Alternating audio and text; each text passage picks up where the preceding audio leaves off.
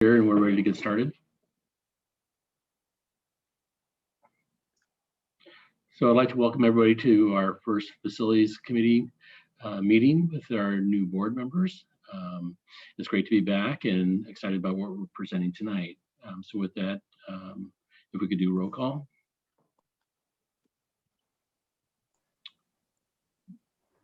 President Phillips.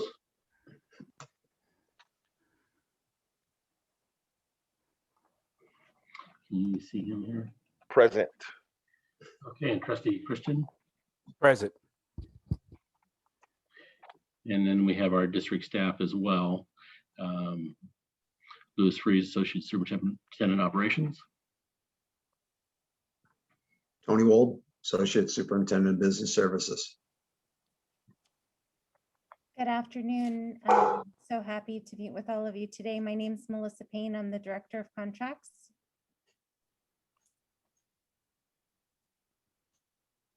Hi, everyone. This is Margarita Romo. I'm the lead internal auditor. Great to be here. Ellen Mejia Hooper, Director of Facility Planning and Construction. Good afternoon, Tracy Logan, Chief Technology Officer. Good. With that, we'll turn the meeting over to Mr. President Phillips.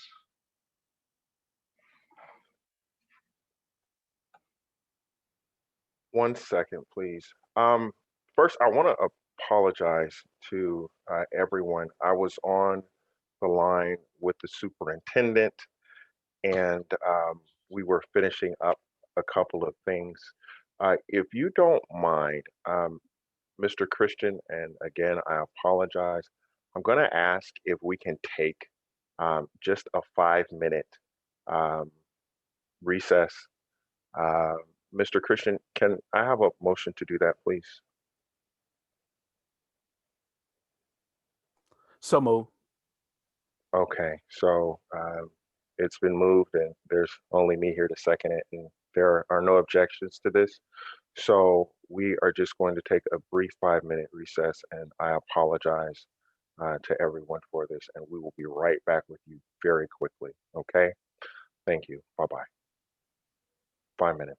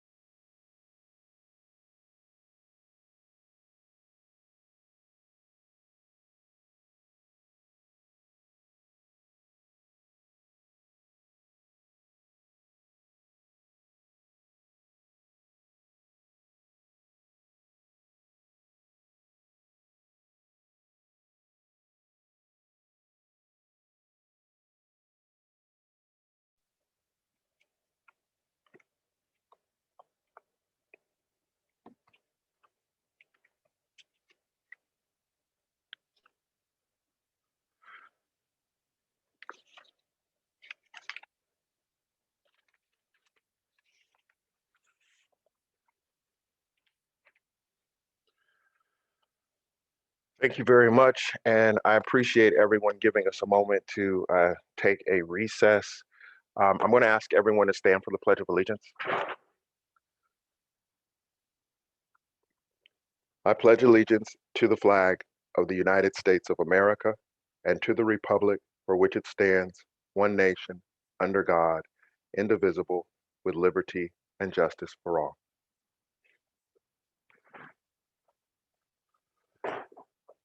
Now, I would like to do the same land acknowledgement that we do in our normal board meetings. We recognize that we are presently on the lands of the Chochenwa, Mawikma, Karkin, Ohlone peoples and acknowledge them as the first inhabitants of the land we currently occupy.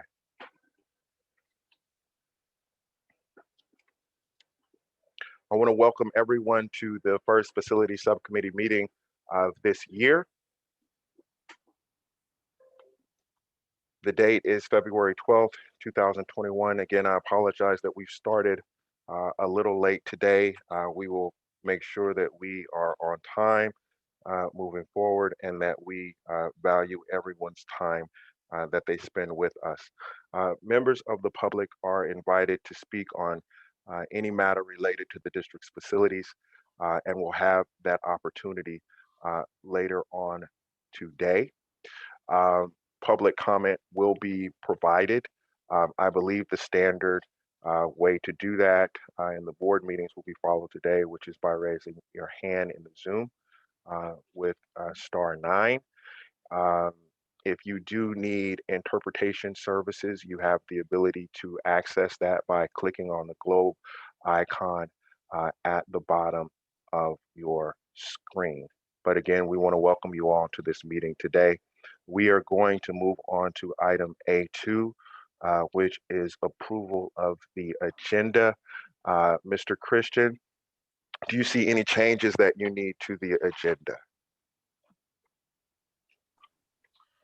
No changes. President Phillips, we would ask that we could move up C6 after C4.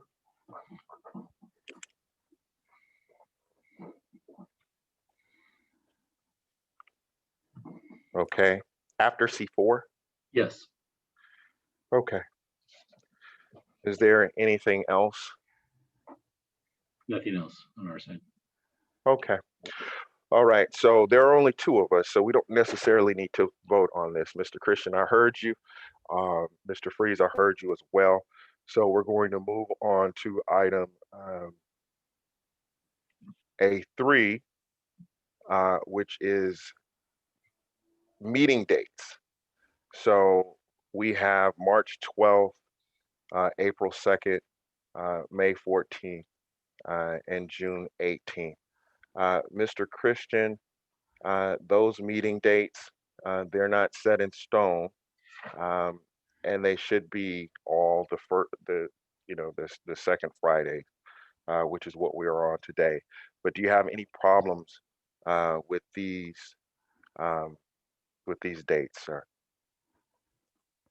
No. Okay.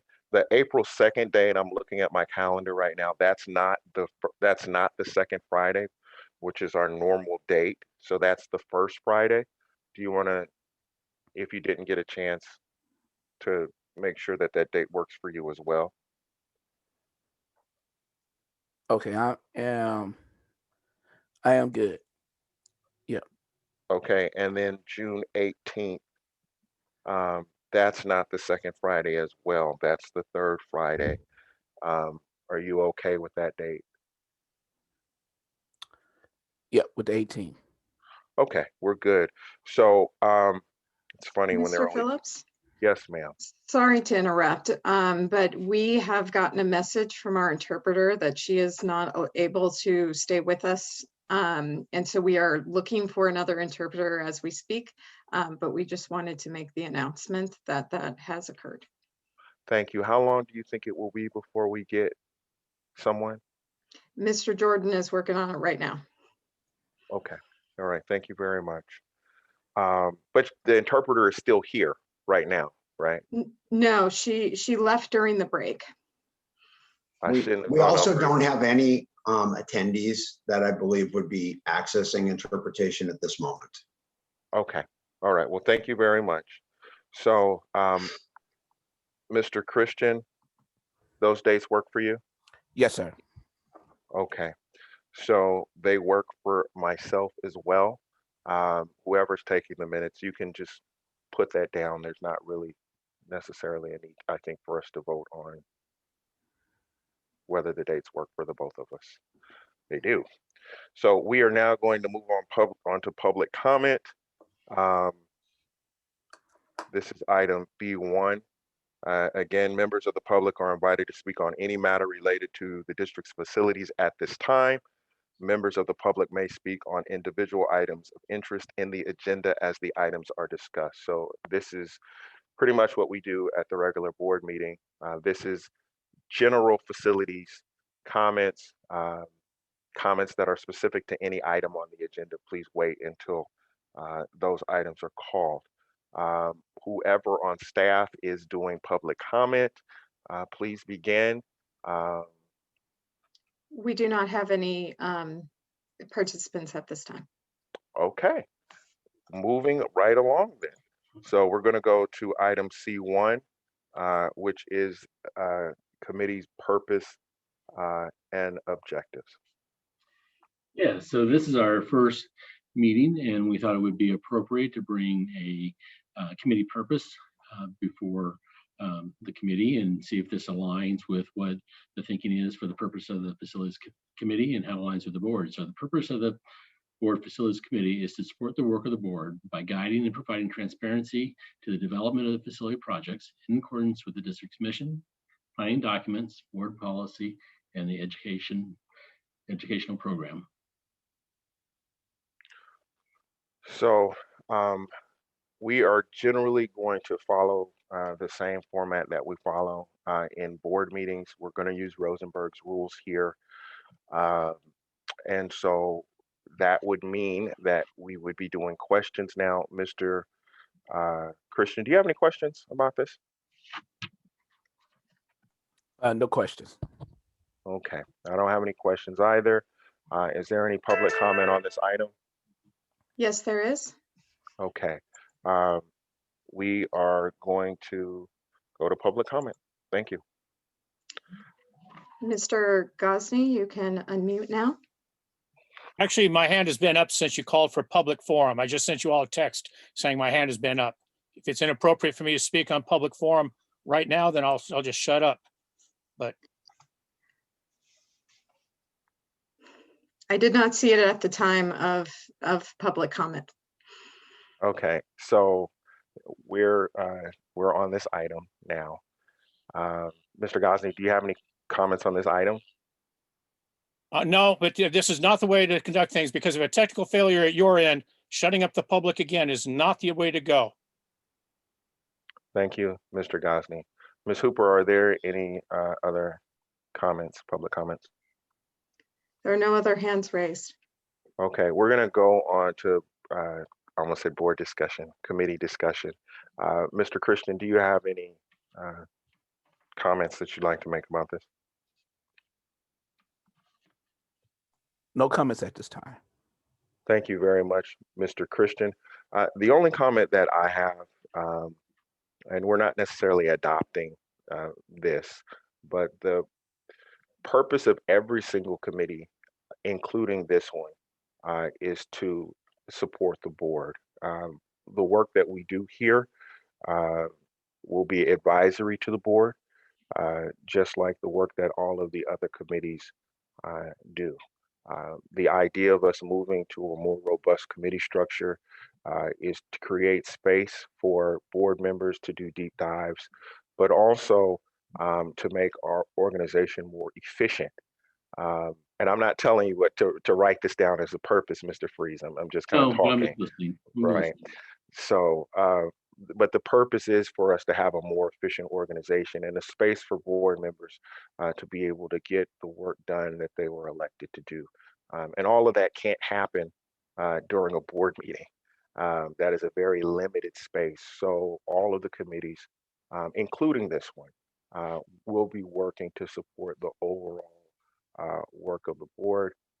The committees may look different in what they do because they have different subject areas, but this is an effort of all of us to push in the same direction to make the board and therefore and thereby the district overall better able to serve its constituents, which are children and families. So we're going to move on to the next item, which is C2, School Facility Program Project Audits. And I believe the presenter is Ms. Romo.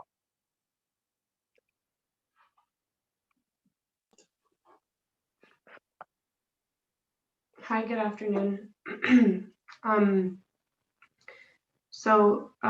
We are bringing this proposal for the school facility program audits to the facilities committee for direction. And sorry, I realized I didn't say hello. Hello, President Phillips and Trustee Christian and everyone else. Due to an ed code change, the Office of Public School Construction put the responsibility of completing these audits on CPA firms, and the cost was pushed to school districts. So we now have to pay for these audits. And our financial auditor, Christy White Associates, who also completes the district's bond financial audit and parcel tax audit, provided this proposal. So we're bringing it to you first to provide direction on this proposal. And so I'll jump in. These are very standard audits. They're not really going into the program. They're more financial in order. These were compliance audits that the OPSC at the state level did for quite a while. They wanted to make budget cuts and not spend their money on that. They then said, school districts, you have your CPA firm that does your financial audits. They're qualified to do this. So this is an addendum. It's not part of the annual financial audit because it's specific to programs. They're small, but they are now a new requirement that districts must do. And so we're working to contract with Christy White to complete this new requirement. Thank you very much, Dr. Wool. Thank you, Ms. Romo. Does that complete your presentation on this item? Yes. Okay, we're going to move on to questions. Mr. Christian, do you have any questions regarding this item? No questions regarding this item here. Thank you very much. The addendum to the my question is the addendum to the contract. You will be attaching the addendum to a board agenda. Is that correct? Margarita? Which, I'm sorry, which addendum are we talking about? These will be new contracts. It's not going to be an addendum to the regular Christy White. We keep each audit very separate. We don't want to have them mixed and matched. So it'll be a separate contract through the engagement process. And there's the cost for those 4 engagements. Okay, so it will be a separate contract, and that contract, not an addendum, but that new contract will be brought to the board for approval. Yes, the proposal will be brought to the board for approval. Yeah, it'll come through the consent. Yes. Okay. All right. Thank you very much. And you were asking about direction to do this. We will get to that in a moment. Is there any public comment on this item? Mr. Phillips, President Phillips, before we move forward, this item is actually 2 pieces. It's the project audits, and there's also the financial audit. And so this is to receive the full financial audit for measures D and E for the fiscal year that ended 2020, June 30th. And it's an unmodified opinion, meaning that there were no issues with the finances. Okay, so just so we can keep the record clear, when you have multiple things that you want, I really just need you to have multiple items, right? So Ms. Romo was asking for direction around this new audit requirement, and that's kind of the way the conversation was going. So that said, your presentation then probably isn't done because you talked about something very specific.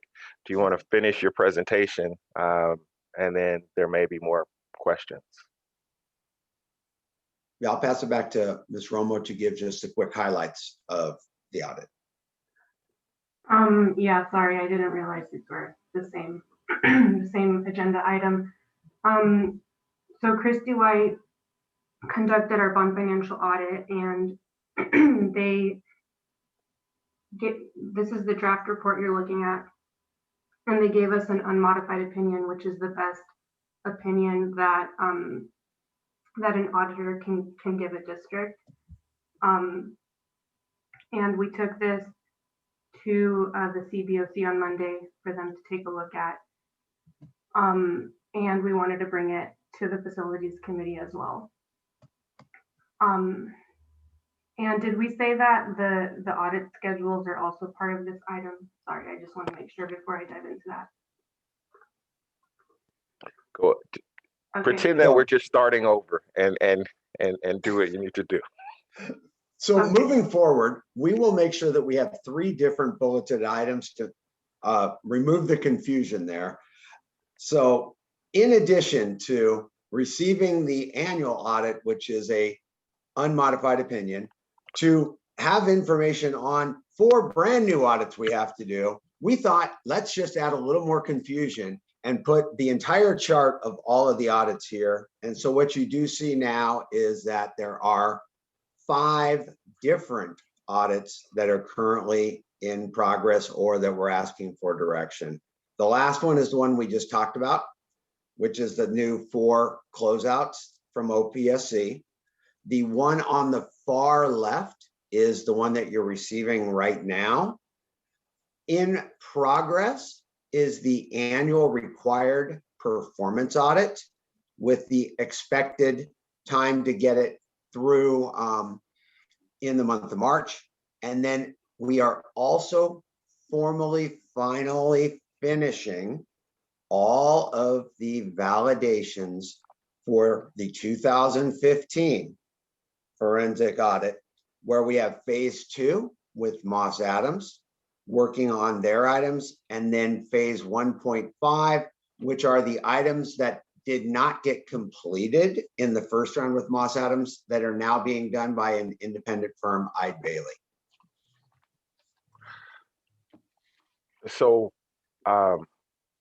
people who love me, and not saying that you all don't, but people who love me are telling me that I need to be a little gentler. And everything that you just described that you want, you described like 5 different things. And I don't really feel like the agenda, to be frank, really puts the public on notice of the 5 different things that you are actually asking for, which is an issue. I think we agree. So I think that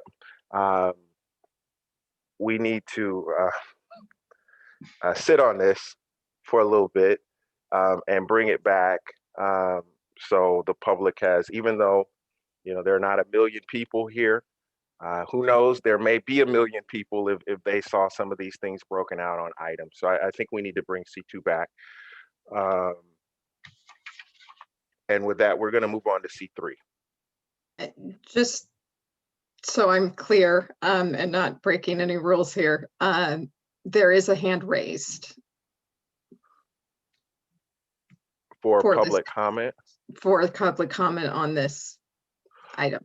We will take the public comment just because the person raised their hand. I don't know who it is, but this item itself, we're gonna bring this back, okay?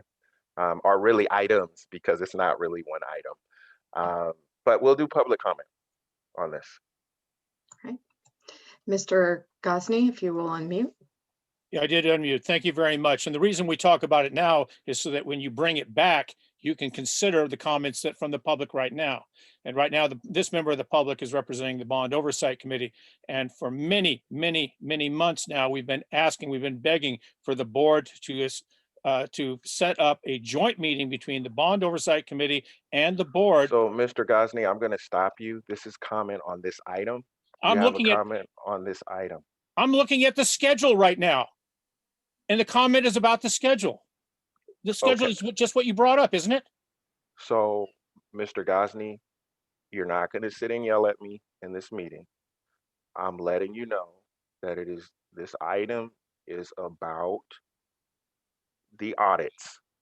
We are bringing this item back because the agenda, in my opinion, did not adequately put people on notice about what we're discussing.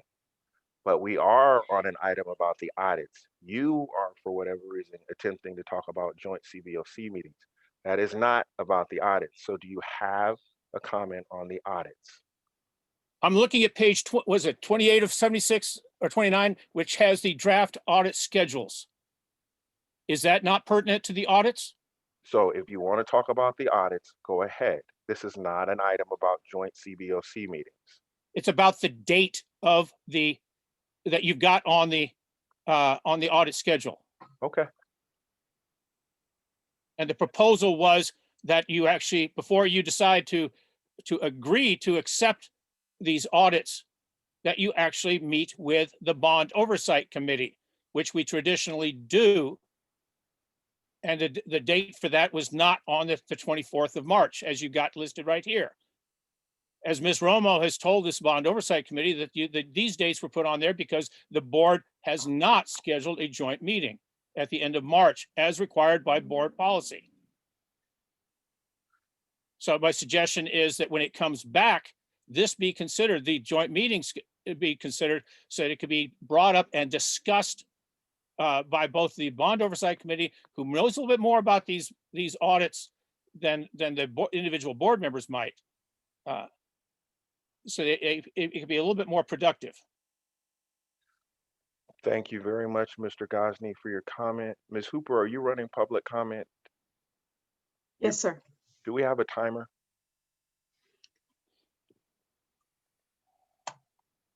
We will. Yes, we do. Good afternoon. I'm running the screen share, and so I do have a timer. Thank you very much. We're going to follow the same public comment rules that we follow in the regular board meetings. Comments on the items will be 20 minutes, and we will do 1 minute and 30 seconds for each comment. If we are having a volatile issue or an issue that we have a lot of people call in on for some reason, the same discretion that the chair has in a regular board meeting to extend public comment, we'll entertain it at that time. But generally, we are going to follow the same rules that we follow in the board meeting.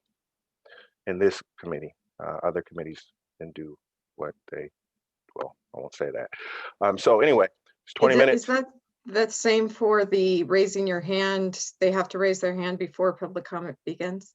Yes, ma'am. Okay. So they need to raise their hand before public comment begins.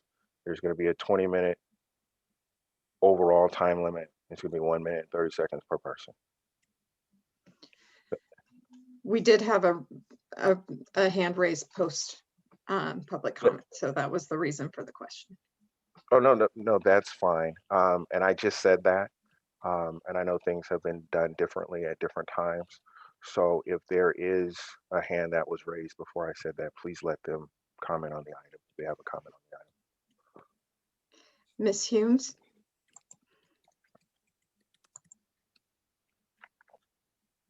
Good afternoon. I'm from the CBOC. I just want to make sure, Mr. Phillips said that you would be bringing this item back, and I just want to make sure you're cognizant of the fact that there is a legal deadline on the financial audit and the performance audit, and that is March 31st. So when you're planning to bring it back, I just wanted to make sure you're aware of that. That's all. And staff's aware of the deadlines. Thank you so much to everyone who called in for a public comment. We're gonna have a good time together. We're gonna follow some rules, but we are gonna have a good time together. And we are gonna move on to the next item, which is WCC Ed Connect. And it looks like the presenters are Mr. Freeze and Dr. Walk. Correct. And we actually also have Tracy Logan. We're going to give just a really brief summary of what this is. Several months back, the board approved a proof of concept item for the district to go ahead and put out an RFP to obtain equipment to create and install our own Wi-Fi network to allow students to access the internet through our network in their homes. We have subsequently begun the process with both the cities of San Pablo and the city of Richmond, who each had passed directives and agreements towards bridging the digital divide.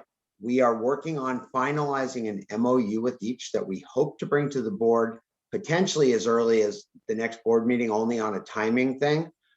But this will allow us to install equipment on city-owned light poles and city property, which will allow for a direct connection, not using hotspots for our students.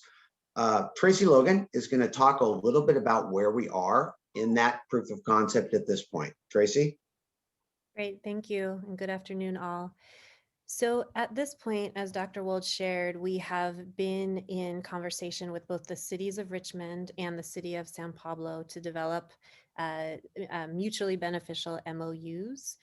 We've also gone out via an RFQ for manufacturers.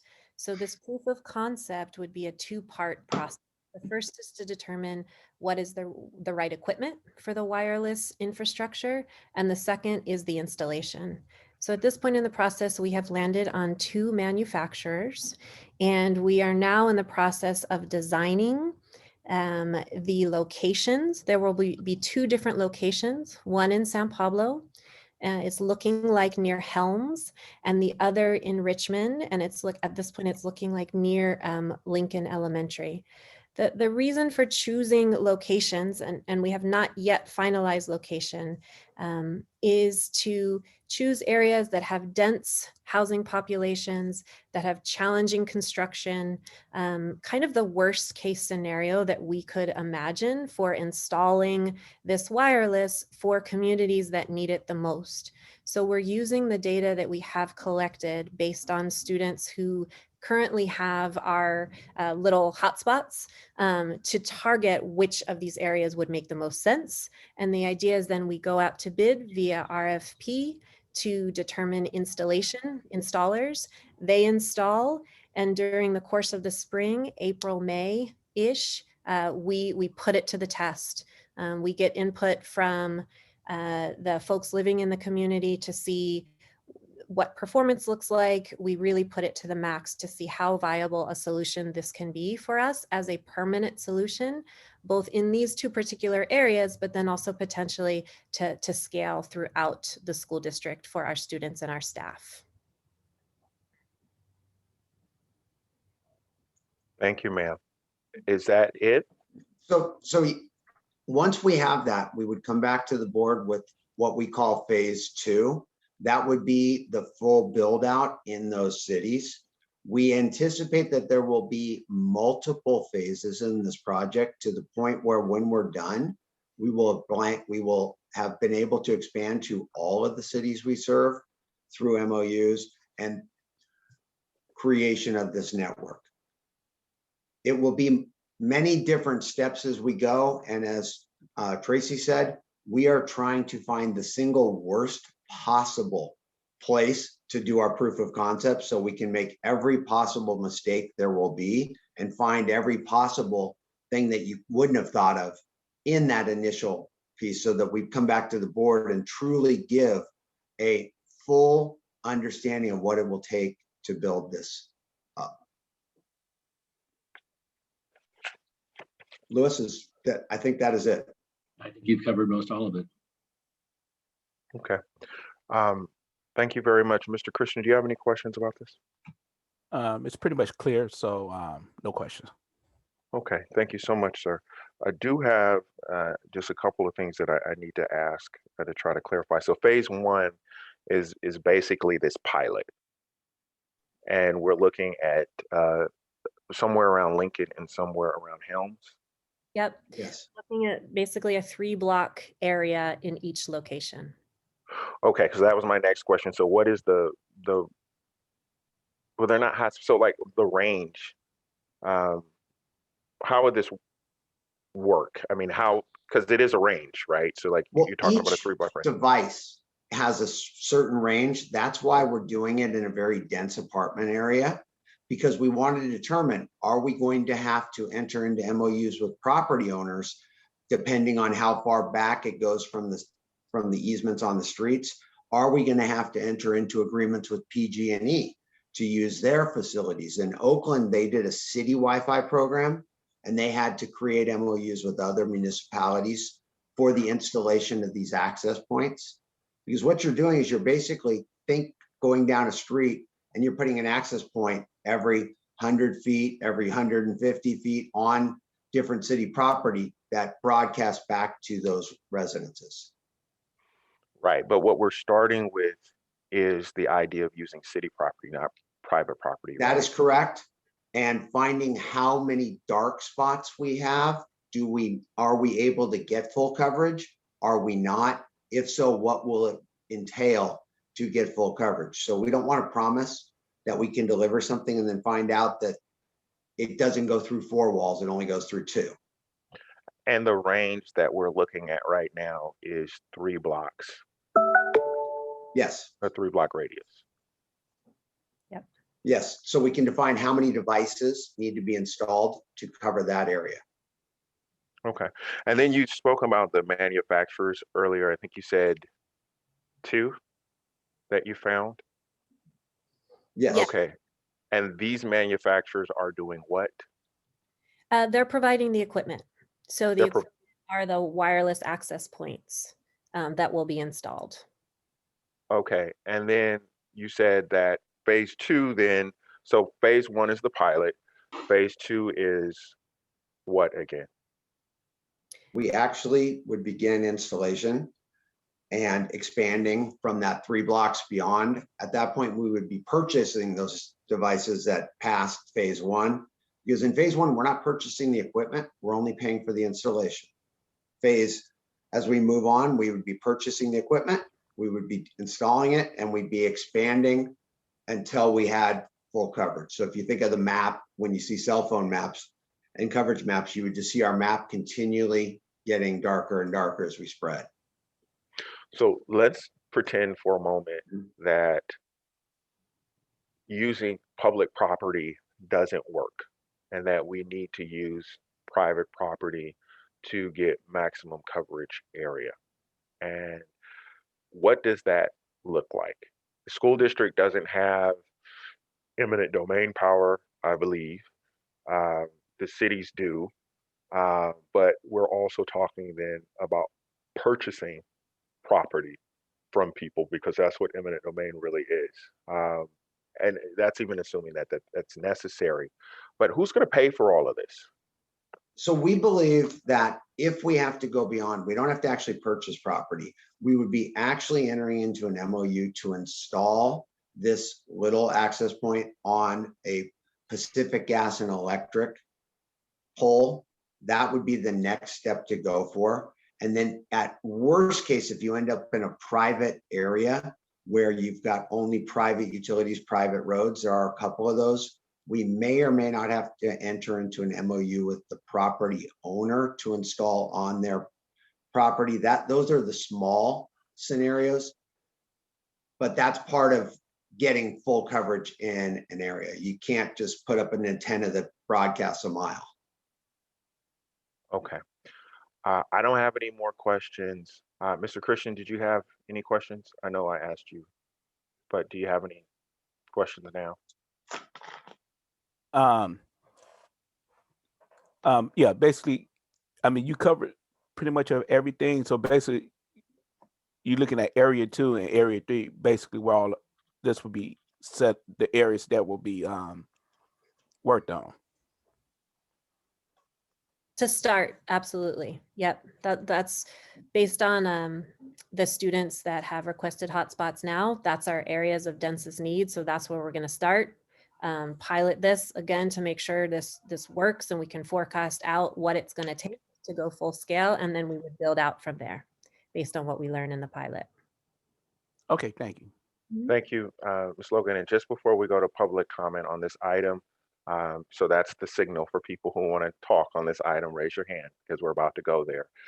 Before we go to public comment on this item, what specifically are you asking from us today? We do not need any action.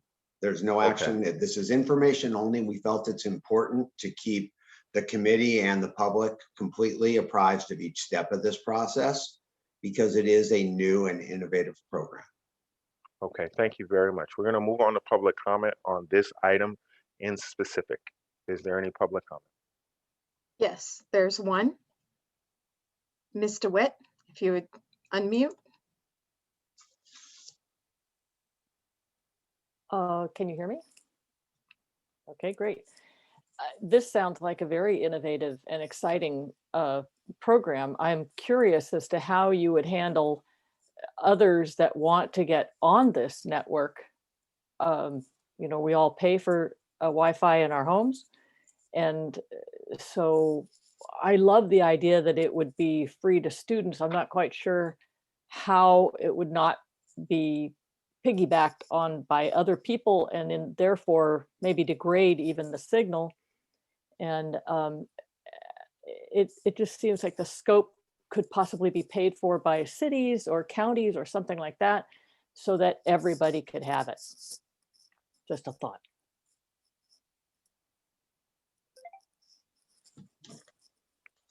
That Thank you. concludes public comment. Thank you very much. Greatly appreciate the comment. We're going to move on to board discussion. Mr. Christian, do you have any comments about this item? No comments. Okay. I just want to say that I think that this project is a great endeavor. When we talk about the digital divide, we have seen certain places, certain spaces kind of step up, like Seattle, for example, and try to resolve these issues. And those places have been, you know, ahead of their time, ahead of the curve. I remember that this was also a dream of your predecessor, Mrs. Logan, I'm sorry. And, you know, I do look forward to us being able to continue down this road. I do think it's the best thing for our community. When funds begin to be expended, though, you know, I do want to make sure that other agencies that are benefiting from this, because the children are our students, but their families are also the city's constituents, that people are chipping in and not just leaving this, you know, on the back of the district. So that concludes discussion on this particular item. And we are going to move on to the next item, which is CBOC discussion. And Mr. Freeze and Dr. Wold, it's on you. Thank you. So this item is just to have a discussion. There's no action will be taken. We will be asking for some guidance on where we're moving as we go forward. The district has shifted in the last 5 years quite a bit. We're now in trustee areas. We now are moving towards a very set committee structure. We have other committees out there, and previously in the last couple of months before the election, we were talking about the bylaws and board policy for the CBOC. You've heard a comment already about different pieces. So we want to make sure, as the board is moving forward and as the committee is moving forward, that we can distinguish the roles and responsibilities for each, and get some guidance on how to begin the process of looking at those bylaws as they relate to this facility committee. So we felt it would be best to just enter into that conversation openly and then go through the process over the next couple of meetings. Okay. Is that all there is to your presentation, or? And we did not bring the bylaws. We did not bring any recommended changes at this point because we felt it was most appropriate to just start the conversation more towards what is, as we started earlier, the goal of the facilities committee and what is the intersection, so that we can then take that to define a draft that we would be able to bring back in a subsequent meeting to start those actual action statements. So. Okay, thank you very much, sir. So then with that said, we are going to move into questions. Mr. Christian, do you have any questions about what has just been said? Yes, thank you, President Phillips. Yeah, the question would be, now that we're, well, basically you say everything is changing. And I guess the question would be is, how do we fit I guess, now everything is in districts, how do we make sure the needs are being taken care of in the different areas? So, and that's part of what we want to make sure we understand is how do we ensure, and that will be probably part of number 6 as well. Do we put pieces in? So for the CBOC, it is configured very much in an overlap to the trustee areas where we have cities, and now we have trustees that are specific to an area. So there's some redundancy that's built in. Do we want to maintain that redundancy, or do we want to try to be much more focused in how we have each entity interact and support each other? Okay, thank you. Thank you very much. I have a couple of questions. Have there been issues with the CBOC in the past or at present that staff believes justify some changes? The answer is there's always been differing opinions, and at the board level, we've had conversations about whether it is opinion or whether it is control, whether it is rule. The current CBOC bylaws that were adopted previously by the board go well beyond the Proposition 39 requirements.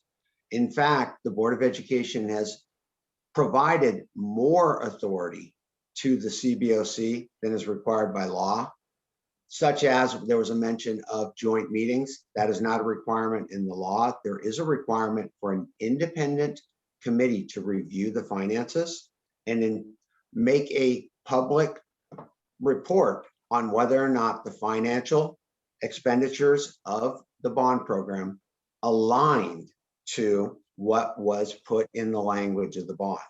The CBOC is designed to be that advisory. This current configuration, the district does not create the agenda. The district does not have the same level of authority that it should, and there has been conflicts that have come up where there's been a belief that district staff can be directed by members that are not part of the Board of Education. So it sounds like staff believes that there are changes that are warranted. We do believe that there is a need to refine some of the expectations and roles, and while still maintaining assurance that there is an independent review of the finances, that they do align to what was in the bond measures. And Mr. Freeze can add if there's anything on. No, I just think it's important to recognize that we do need to resolve the issues around the board policy. and bring that back to meet some of our audit requirements underneath the forensic investigation as we try to close that out this year. Okay. Now, when you say audit requirements, what do you mean requirements? What Well, I are we would say that required to do? we're probably not required to do anything, but underneath forensic investigation, some of the findings were to have the board policy in place. Currently, the board policy has been up for discussion for over the last year or more, and we really need to get that resolved so we get that put into place.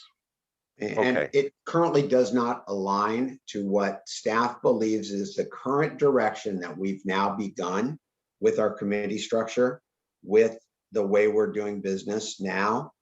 There are elements of that policy that do need to be revisited that are either redundant or don't align. And that process had begun, but we did not have consensus at the board level previously. Okay. I just wanted to be clear though, when you use the word required, we're not required to do anything in the forensic audit, right? No. No. Okay. Okay. So that concludes my questions. Thank you very much. We're gonna going once, going twice. We're going to public comment. So if anybody else wants to put their hand up, please do so. Okay, there are two hands up, Mr. Gosney and Ms. DeWitt, and we're on to public comment. Right. Mr. Gosney? Thank you. As you can imagine, seeing that this has only been on the agenda now for about 5.5 hours, and there's absolutely nothing in the agenda packet that tells you what we're going to hear. I'm flummoxed. I mean, I'm shocked. We just had a CBOC meeting just a couple of days ago, and nothing about this was brought up, about any of these problems that we're seeing alluded to right here. And we can't fix anything if we don't know what it is. We thought that we'd been working with staff at the end of last year when we tried to bring the board policy changes back to the board, but the board went off in a lot of different directions. We've been working on this for almost 3 years, trying to amend the policies to better fit the needs of the community and the district and the staff and the board. But it's, I'm at a loss right now about what's going on because there's an awful lot of silence. If we got problems, so we can't fix a problem if we don't know about it. Is that nobody's brought up any of these problems to me, and I'm the chair of the CBOC.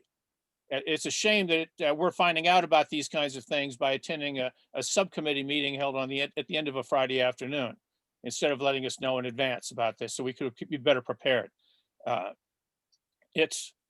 Anyway, we've been getting the feeling for quite some time that the board and some members of the staff have just been trying to totally eliminate the bond oversight committee, and this does not help. Oops, out of time now, am I?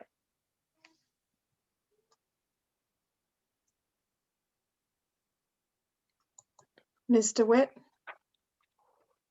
Okay, so my name is Sally DeWitt and I live in Richmond and have lived in Richmond since the early 1970s.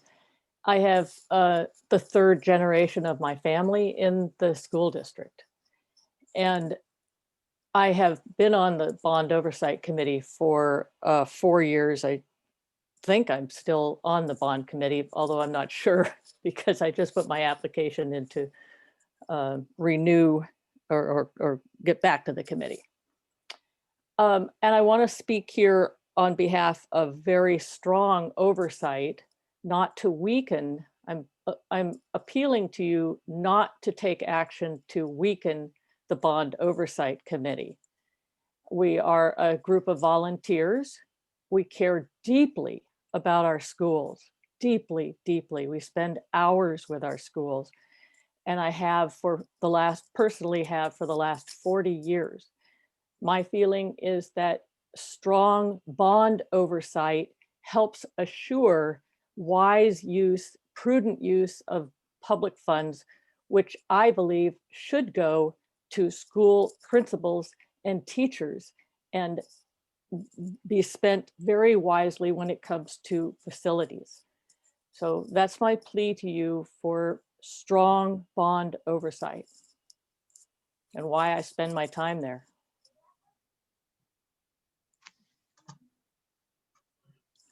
That concludes public comment.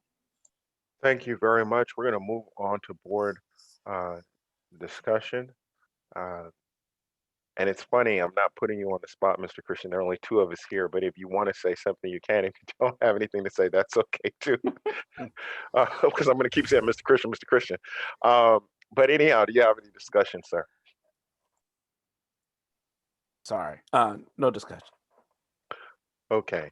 I just have a couple of comments. The first thing that I want to say is that nobody is trying to eliminate the CBOC. I think everybody understands that we are required to have a CBOC by law. So when we have conversation around this issue, nobody is trying to eliminate something that we know is a legal mandate. I appreciate staff for sharing its thoughts around the CBOC and some of the challenges that have persisted over the years. I think that anybody who has been watching knows that there are challenges. I also think that anybody who's been watching knows that the CBOC provides a valuable service to the district, which I believe that it does. And I fully support, not just because it's required by law, but I fully support having a CBOC because I think that it is not only legally mandated, but I think that it is necessary. And that's my personal opinion. But again, that doesn't mean that there are not challenges. I think everybody who has been watching knows full well that there are challenges. So I know staff is asking for direction around the CBOC. So what I am going to ask you all to do is to bring back your recommendation as to what you believe the CBOC should, look like. And you brought up the bylaws and whatever else you think needs to happen with that body. Please bring it back. As I said earlier, this committee is advisory to the board. So this committee itself will not make that decision, but we will look at whatever you bring and then make a recommendation to the full board. So are we clear on what we're doing, Mr. Freeze and Dr. Wool? Yes. Yes, we will work on, we have spaces that are becoming open because people have turned out. We have applications. We'll put all of that together and bring something back to this committee. So the applications for people to sit on the CBOC and what you're talking about right now, in my mind, are two different issues. So don't bring one CBOC item with 30 different things under it, okay? No, we have learned from earlier today that we will keep them very separate, but those are the two things that are both currently under, that we'll be working on. Okay, all right, thank you so much. So we're gonna move on to the next item, which is C6, because we're doing that one out of order. C6 is updating the 2016 Facilities Master Plan and Prioritization Process, and the presenter is Ms. Miha Hooper. Good afternoon, close to good evening. We are here to update the committee on our progress towards updating the 2016 Master Plan. Next slide. So we have been going through the Prioritization Committee. The committee was formed as a similar pattern to what was done originally as part of the 2016 Master Plan. There was an original Prioritization Committee that helped form and created the recommendation to the board for which criteria should be used to decide which schools should be rebuilt first versus later. And so we reformed a new committee.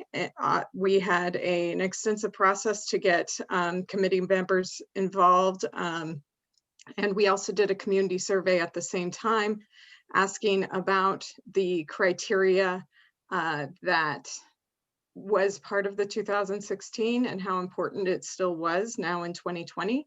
Also, if they had any recommendations for new criteria. We brought forward almost 50 possible criteria to the prioritization committee. They have narrowed it now down to 14. And this was done over 5 meetings. The last meeting was completed on February 2nd. And at that last meeting, proposed metrics were also associated with this recommended criteria. Next slide.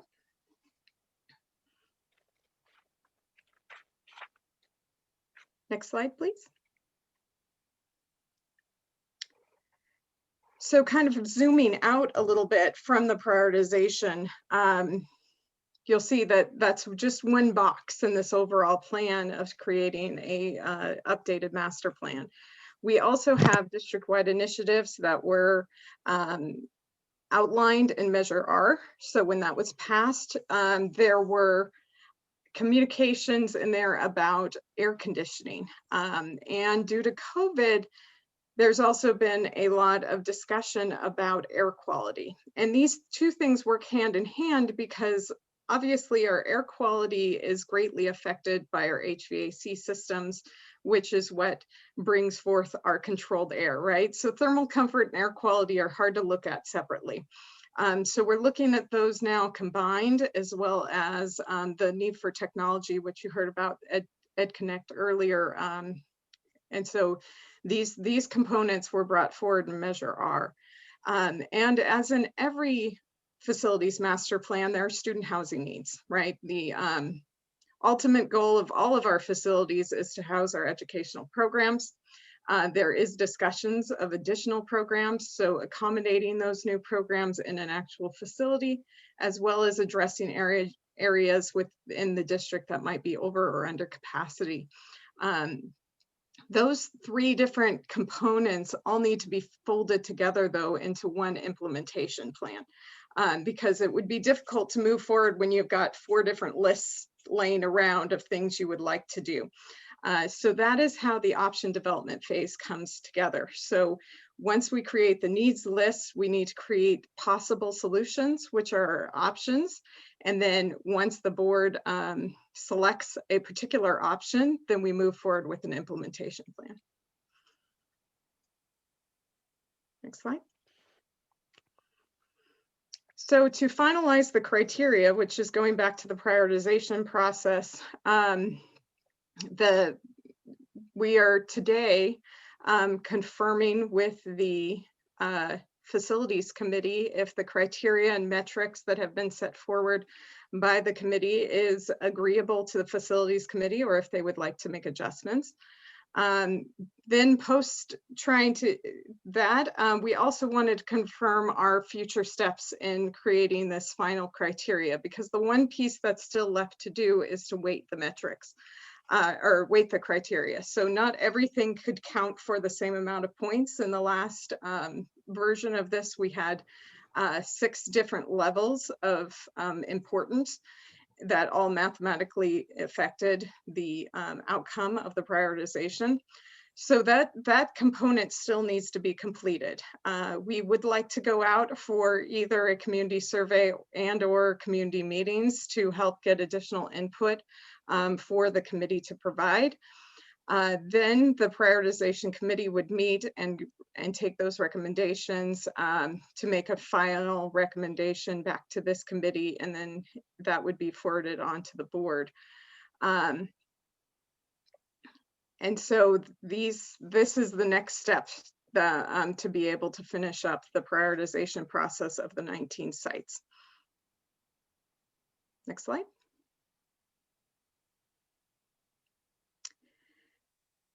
Once we have a prioritized list, though, we also have these other components that need to be integrated together into the master plan.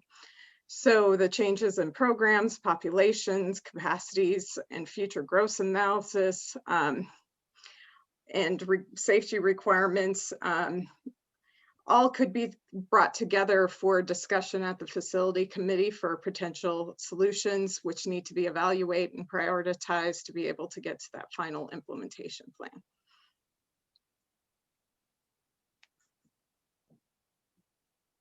So And as I we're believe that's finishing the up, last slide. if we're finishing up, if we could go back to slide 3 for just a moment, I'll try to kind of connect back where we are right now and what we're asking as we go forward. So if you look on slide, not that one, the next, that one there. If you look up, One more down. one more, yeah, the next slide, right there. So if you look, we've been working for a long time with that list of 14 elements that created our priority matrix. However, there's other elements, as we discussed, that have to be part of our measurements.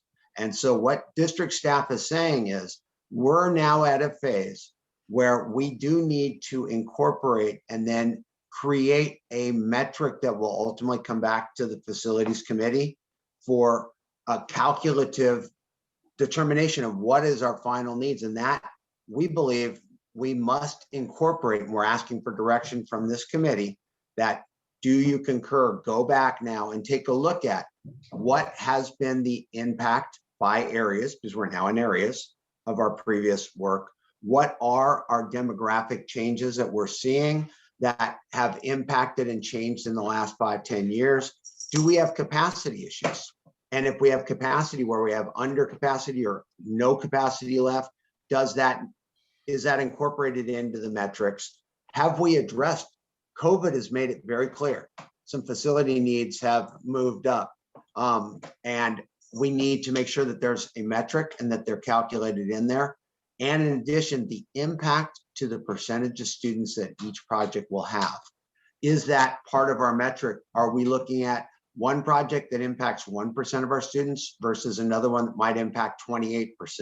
And is that a metric? So we believe that those 3 boxes, each of them have to have weights placed onto them that will then be brought back to this committee to create a final calculation. And so that's kind of where all of those bullets that's what we believe is the next step. And we're asking for concurrence from the committee and or further direction. Thank you. Is there any more to your presentation? Louis? No, there is no more. And Dr. Wold, thank you for that wrap up. I think that pretty much summed up kind of where we needed to move in the next phase. Okay, we're gonna go on to board questions. Mr. Christian, do you have any questions? Yes, just based on the thank you, President Federal. That's based on the information that's given. So basically, things have to change. So what's in place right now got to change, basically, and everything had to. What I'm asking is, everything has to be based on the needs according to those areas, right?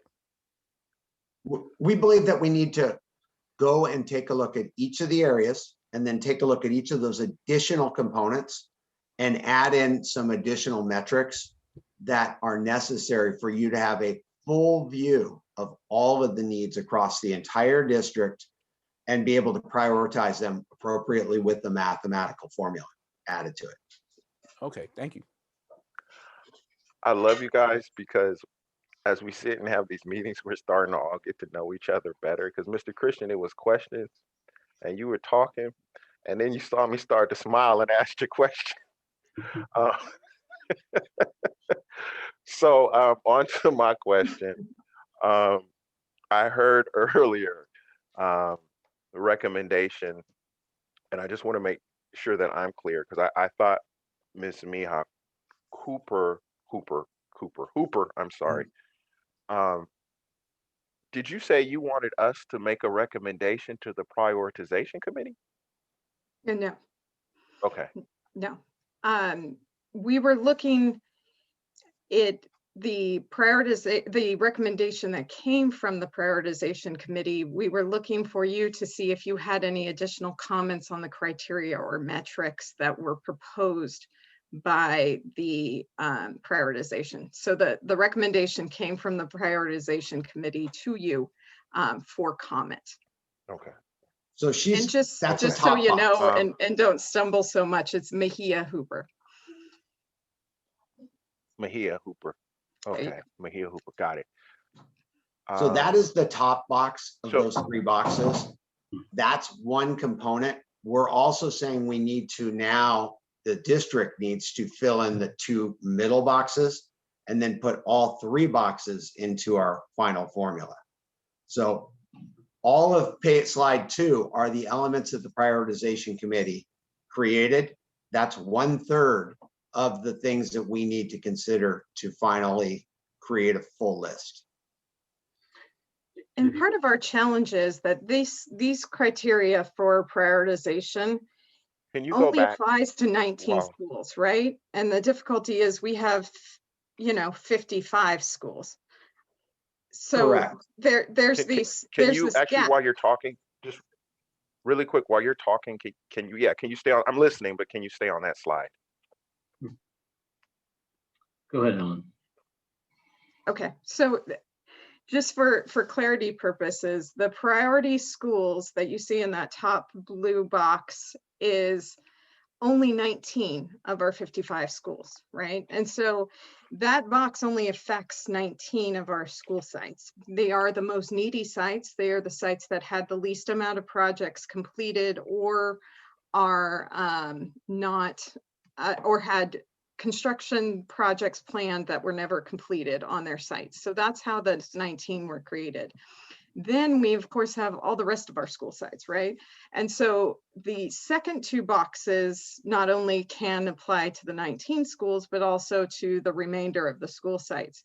So it's a little bit complicated on how these can get woven together because we have specific needs of that grand rebuild modernization effort that has been going on for like over a decade in this district, as well as the additional needs of the sites as a whole.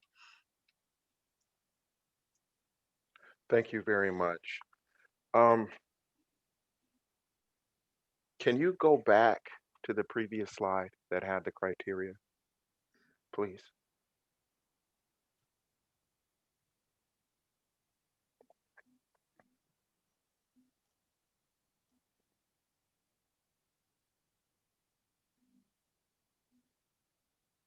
Not this slide, the slide that has yes, this slide. So the question to staff, are there any criteria? So just to clarify, you're saying these criteria really only benefit 19 schools? Correct. Yes. Okay.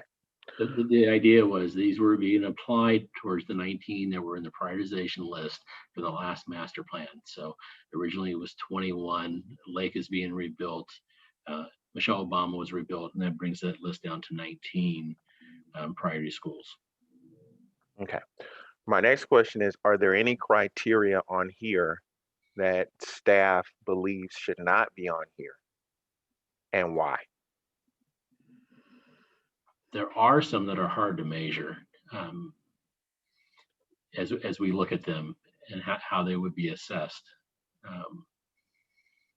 And there's some that seem to overlap that should be looked at. And some of that has to do with temporary housing, portables. I believe those items are listed. I believe it's the third bullet down. Percent of classrooms which are temporary due to the demolition of permanent buildings. And then we have, where's that next one? It's So right let's do it this way, if you don't mind, and we could go through each one. And some of them may sound stupid when I ask. So like obviously physical condition shouldn't be taken off, right? But I'm just going down, right? So do you think physical condition should be a criteria? Yes. Okay. Should seismic needs be a criteria? Yes. Should lack of technology infrastructure be a criteria? This is a hard one because technology is continuing to be updated through E-rate. So without a hard definition of what lacking technology means, it's hard to apply a metric to it.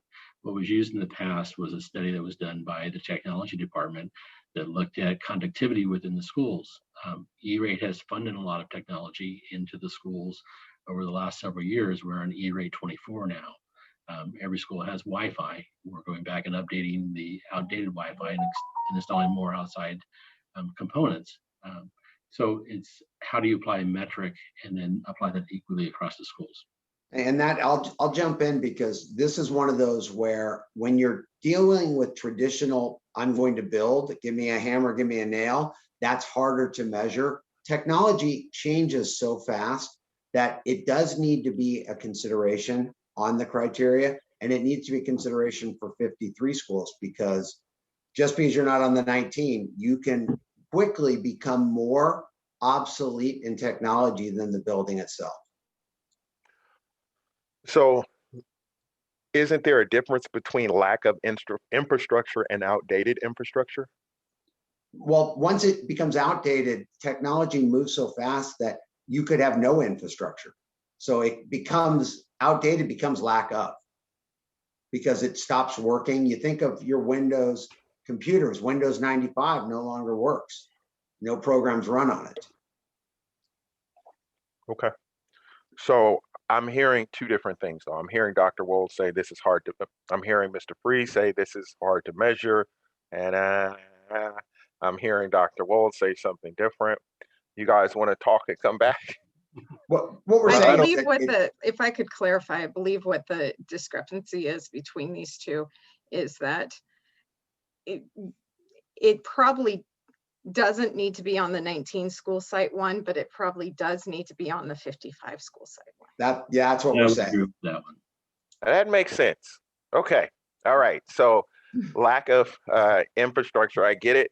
So your recommendation is that that's not key to these 19, but that is something that we keep for all of them. Yes. Okay. That makes sense to me. All right. So let's move on to schools using temporary housing.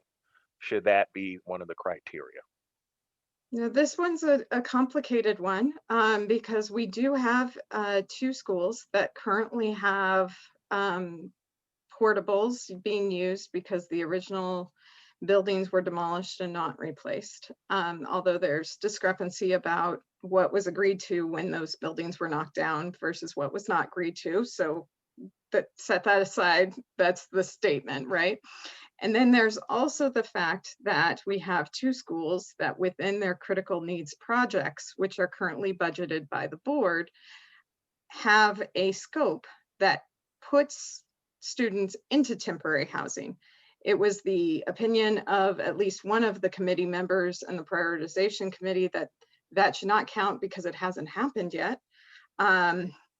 But there's discrepancy about, you know, it's going to happen very soon. So does that count or does that not count? And then the criteria below with portables has this whole question of, is temporary really just the fact that we demolished a building, or should portables be considered temporary just because they are?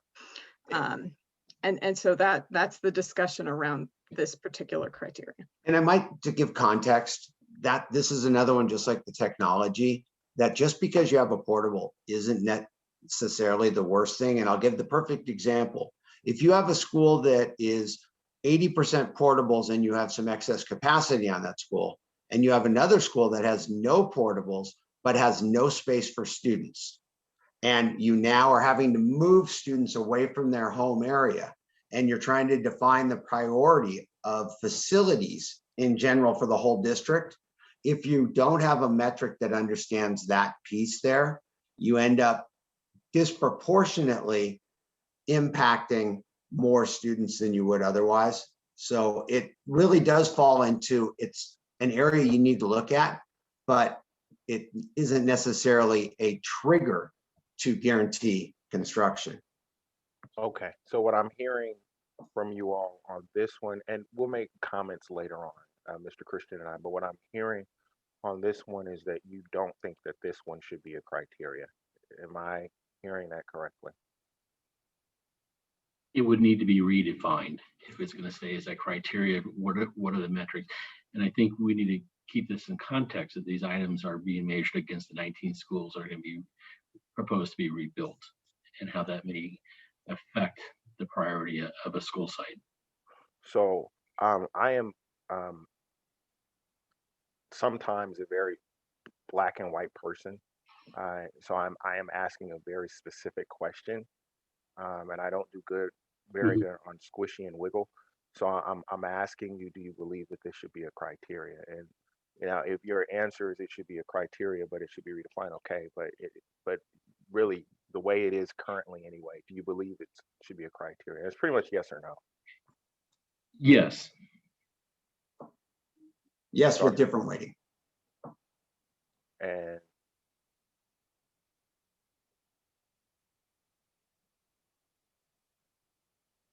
Ms. Mia Hooper. Oh, well, this is out of my pay grade. Yes. Okay. Is there any school do we have any schools that don't have temporary housing? A majority do not. Everything that's been rebuilt in the past do not. So for the most part. So how many schools do we have that have portables? I would have to pull up that list, but probably it's more than 10, but probably less than 20. I would agree with that. Which is pretty amazing for a district our size. And that was part of the program, was to really replace the interim housing components or the temporary structures that had been around for many, many years. A portable typically has a useful life of about 20 years. And so after that 20-year mark, those buildings either need to be replaced with like. So while you're looking for that, we'll go to the next one. And the question that I have, again, while you're looking, is how many schools do we have with portables? And then so the next one, number of restroom sinks per student. Should that be, I'm laughing, but should that be one of the criteria? It has become more important in the world of COVID. So the answer is yes. Yes. Okay. Lack of view windows and access to green space on campus, should that be a criteria? Yes. Okay. Age of school, no, lack of, I said that one. Age of school, should that be a criteria? Yes. I love you guys. I could see your faces. This is the better thing. Like than like a regular meeting. Like I see people going, people going, yes, great.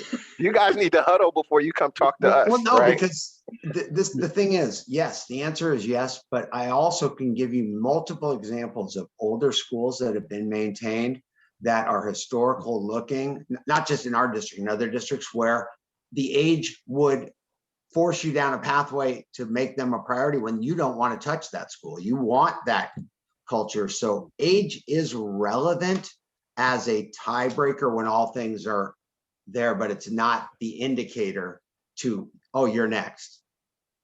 Right. Like it's okay. So you're saying that it should be a criteria, but it should be weighted. Correct. It's a weighting issue. They're all going to be weighted, but it would be weighted less. Yeah, that's all. It'd be weighted less. Okay. Functionality score. Yes. And talk about that. What is a functionality score? What is that? So that was actually done by the original master plan consultants, went through every one of the 21 schools at the time and rated whether or not the building actually was conducive for education. So we know that you can have a great building that's structurally sound and the envelope's good, but if there are no science labs in a secondary, for example, that's not educationally appropriate. Right. So it looked at whether functionally the school was meeting the program that was in the spaces or not. Okay, thank you. So functionality should be a criteria. Yes. Okay. Yes. And then enrollment projections versus capacity. Should that be a criteria? This might be another one that lands better in the district-wide 55 school sites versus the 19. Why? Well, one, because capacity doesn't, or student enrollment doesn't live singularity in one school. A lot of times it's area-based versus a particular school site. Also, we would only have 19 schools to solve the problem of capacity, and we may or may not be able to solve it within those 19 sites. Okay. So that's one of the ones for the 50 plus, not 19 in your opinion, right? In my opinion. Okay. You guys all agree with her? Yes, because that goes back to what we were talking about. You could have 4 schools that are in a 3-mile radius, all of them highly prioritized, but you also have so much excess capacity there that if you put all your dollars to those 4 and you ignore just 4 miles away, you've got no seats.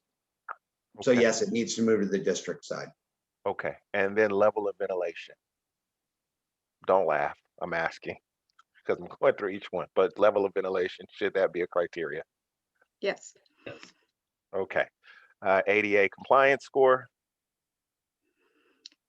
For the most part, this doesn't vary much across our schools that are in the 19, but it is an important component. Okay. And I Is would that a say- 52? I'm sorry, go ahead, Mr. Freeman. No, I was going to say sometimes this, while it doesn't necessarily always align with the number of restrooms or type of restrooms, but in our older facilities, ADA compliance typically will have a large bearing on how our restrooms are accessible to students or not accessible to students. Okay. Why is that not a 52 schools instead of a 19?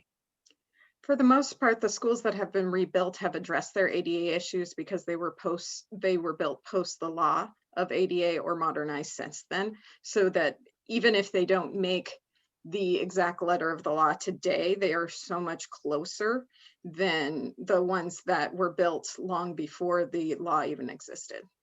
Okay. But if schools that don't make the letter of the law, those schools still get a suit, right? This is true. Potentially, although it's much less likely to be sued for the fact that your grab bar is half an inch out of compliance than if you have no toilet rooms that allow a student with a wheelchair to get into them. Okay. But less likely is still you get sued, right? Well, no matter what, it's going to be quite a haul to get the district to be in full compliance perpetually because the code changes. As Okay. your risk management lead, we get sued Okay. on lots of things. As your resident lawyer, we get sued on lots of things, right? So my question is, why wouldn't it make sense to make that a 52 since it applies to all of the schools? They're not all in compliance.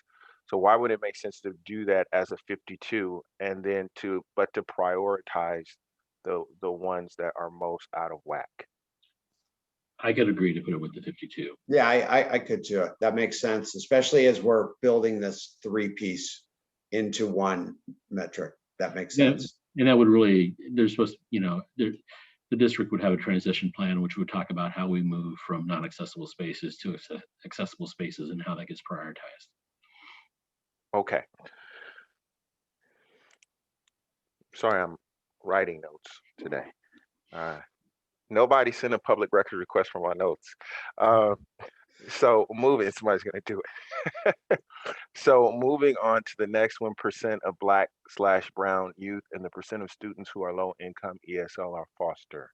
Should that be a criteria? Yes. Okay. And then the last one is lack of covered or enclosed walkway. Should that be a criteria? I would say no. Why?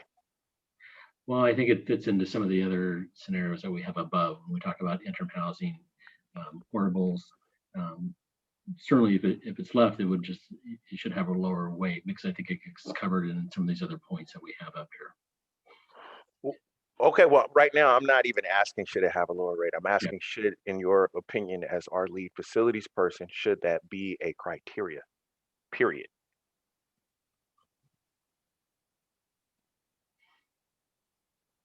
It really doesn't define where you want to build. I'll put some words in Lewis's mouth and see if. Well, no, Mr. Wool, I'm asking my lead facilities person, should this be a criteria?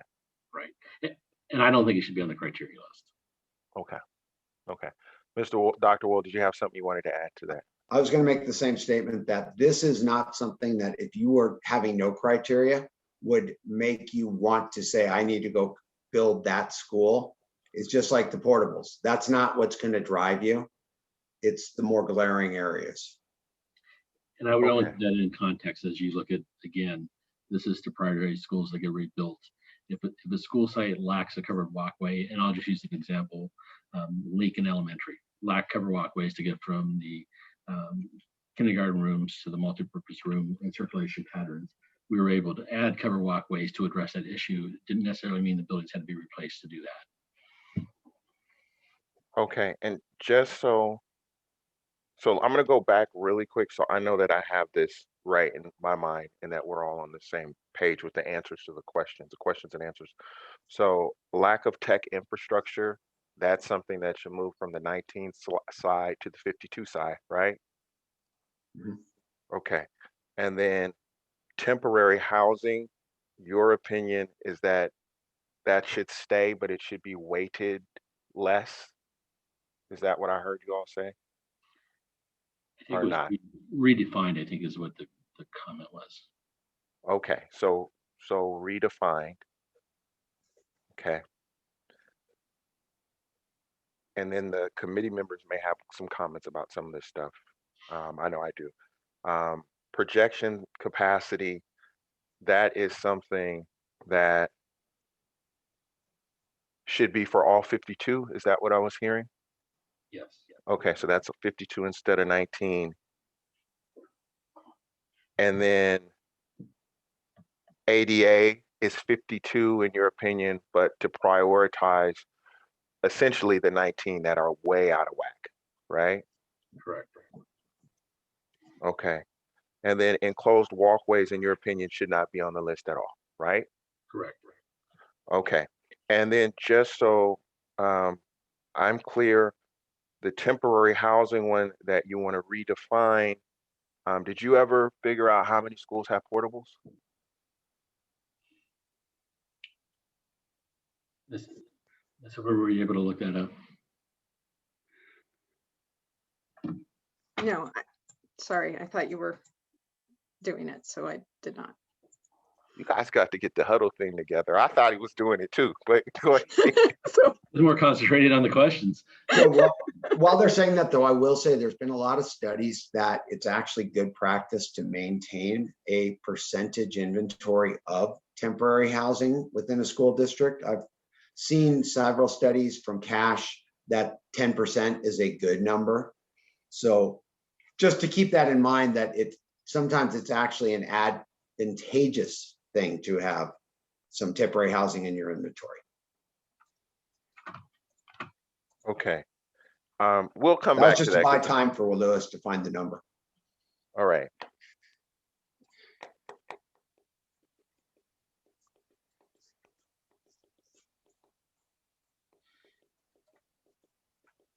It may seem like nothing, right? But this time that we're taking, right, shaves like a month off. Because if this rolls over into the next meeting, we're going to be having the same conversation a month later, right? So waiting 5 minutes to save 30 days is what we're doing right now.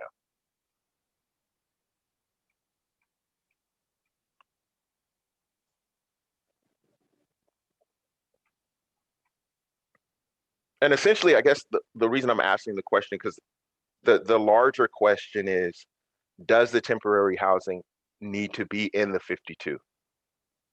Or does it need to be in the 19?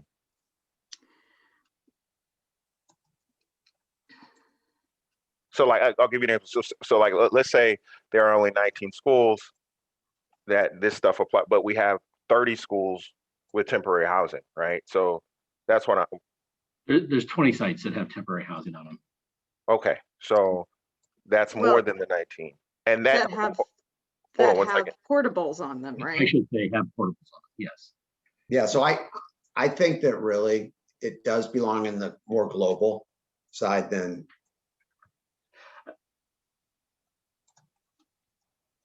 we could put temporary housing anywhere. I mean, when I say temporary housing, I'm assuming everybody's saying portables. That's what you're meaning, right? So we could tomorrow put 10 portables at Crescent, or we could tomorrow put portables don't live within this 19 world, or it's not even 19, it's at 20, right? So that's what I'm trying to figure out.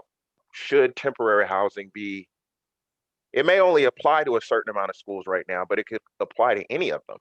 So should temporary housing be one of the 52? I would say there's a disproportionate number of portals that are associated with the 19 though. Right. Right. Like with the tech infrastructure, it's the same thing. It's a disproportionate thing, but it applies to everybody. So what I'm asking is why do we not have the portable, I'm just going to say temporary, we're using the same language, temporary housing.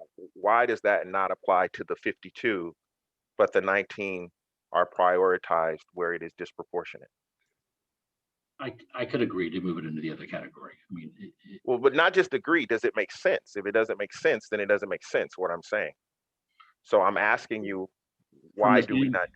From the standpoint of being able to assess all the buildings across the district that we have and their age, temporary housing, then it would make sense that it would be assessed across all the buildings that we have. Okay. All right. So those are my questions. We're moving to public comment. There's one person up right now. I just saw the second person.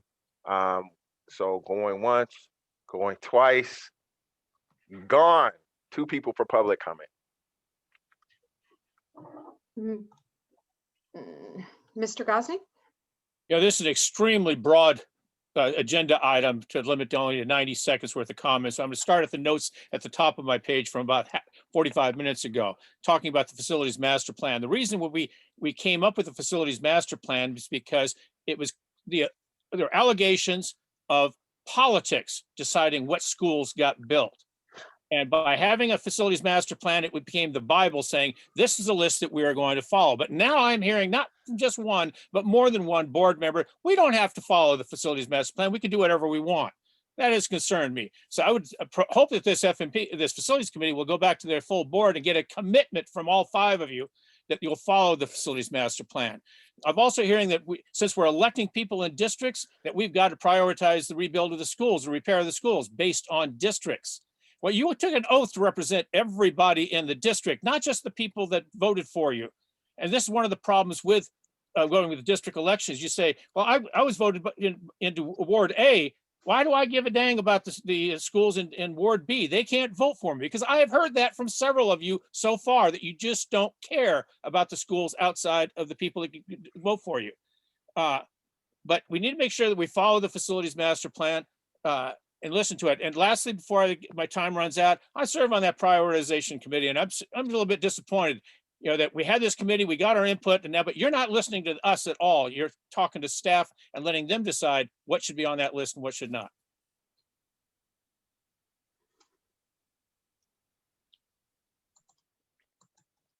Ms. Hadari? Oh, sorry, Mr. Hadari. Ms. Hadari, thank you. Sorry.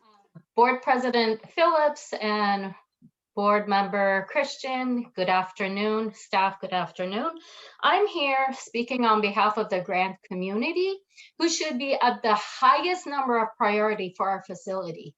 We are a school that has maintained our enrollment during a pandemic. We have special education classes, and we serve a high immigrant community of disfranchised Black and Brown children. I'm highly concerned because a school that's not ADA compliant has 3 special education classes. We have the highest enrollment of kindergartners at our school during COVID. If we go back in the building, I don't even have bathrooms that the youngest ones of the learners would be able to use. I have 13 portables that are leaking. Thanks to Board President Phillips, we got keyholes, a portable bathroom, and windows instead of plywoods. So I would suggest to this committee to make grant a priority. We're a Kennedy Family School. We go to Dijon Kennedy, but we are now in area 3 based on representation. So I urge you, because my community's hot and they're ready to get in the media. So thank you for your time.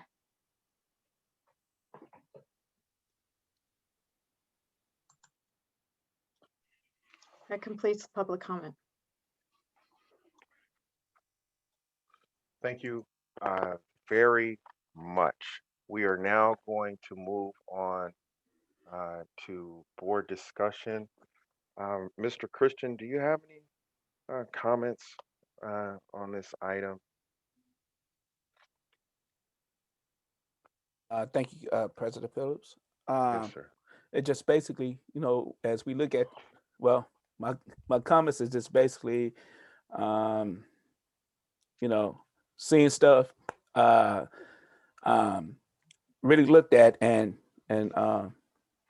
making sure stuff is being done right. That's pretty much. Thank you. Okay, thank you very much, Mr. Christian. And Mr. Christian, I'm actually looking at the time.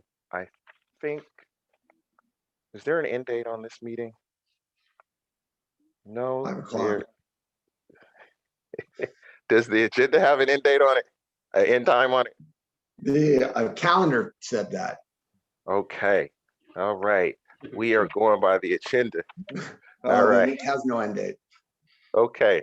All right. I was going to have to ask for a motion to extend this, but there's no time that's on here. So I'll start with my comments. So the first thing I'm going to do is start with the criteria.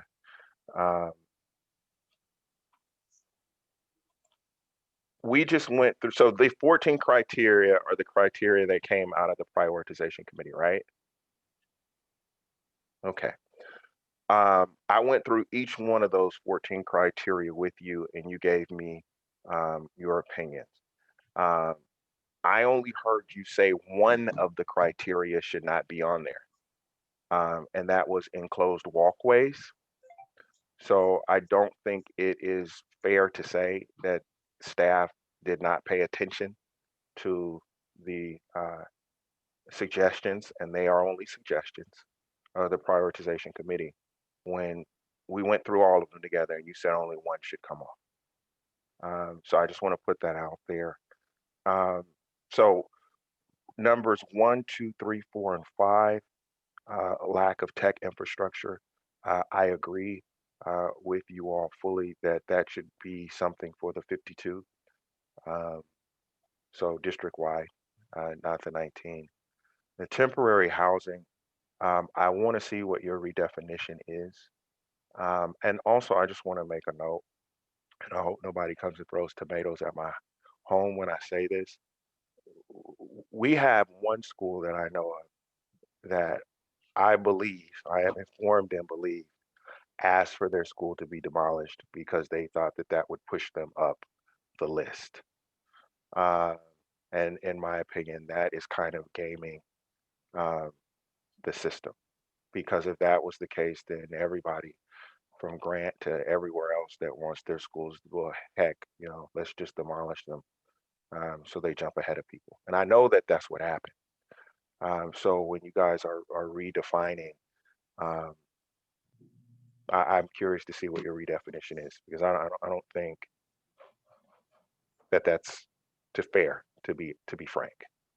The projections and capacity, I agree with you that that should be. And so with the temporary housing, it's redefining it and what weight you guys are going to apply to that so that it's done fairly. Because otherwise, you know, I knock down my whole school and say, well, put me front. That's not fair. Projection capacity, I agree that that should be 52. ADA, I agree that that should be 52. And just like lack of infrastructure, it's ADA 52, but prioritizing the ones that are way out of compliance first. And then the enclosed walkways, I agree with you on that.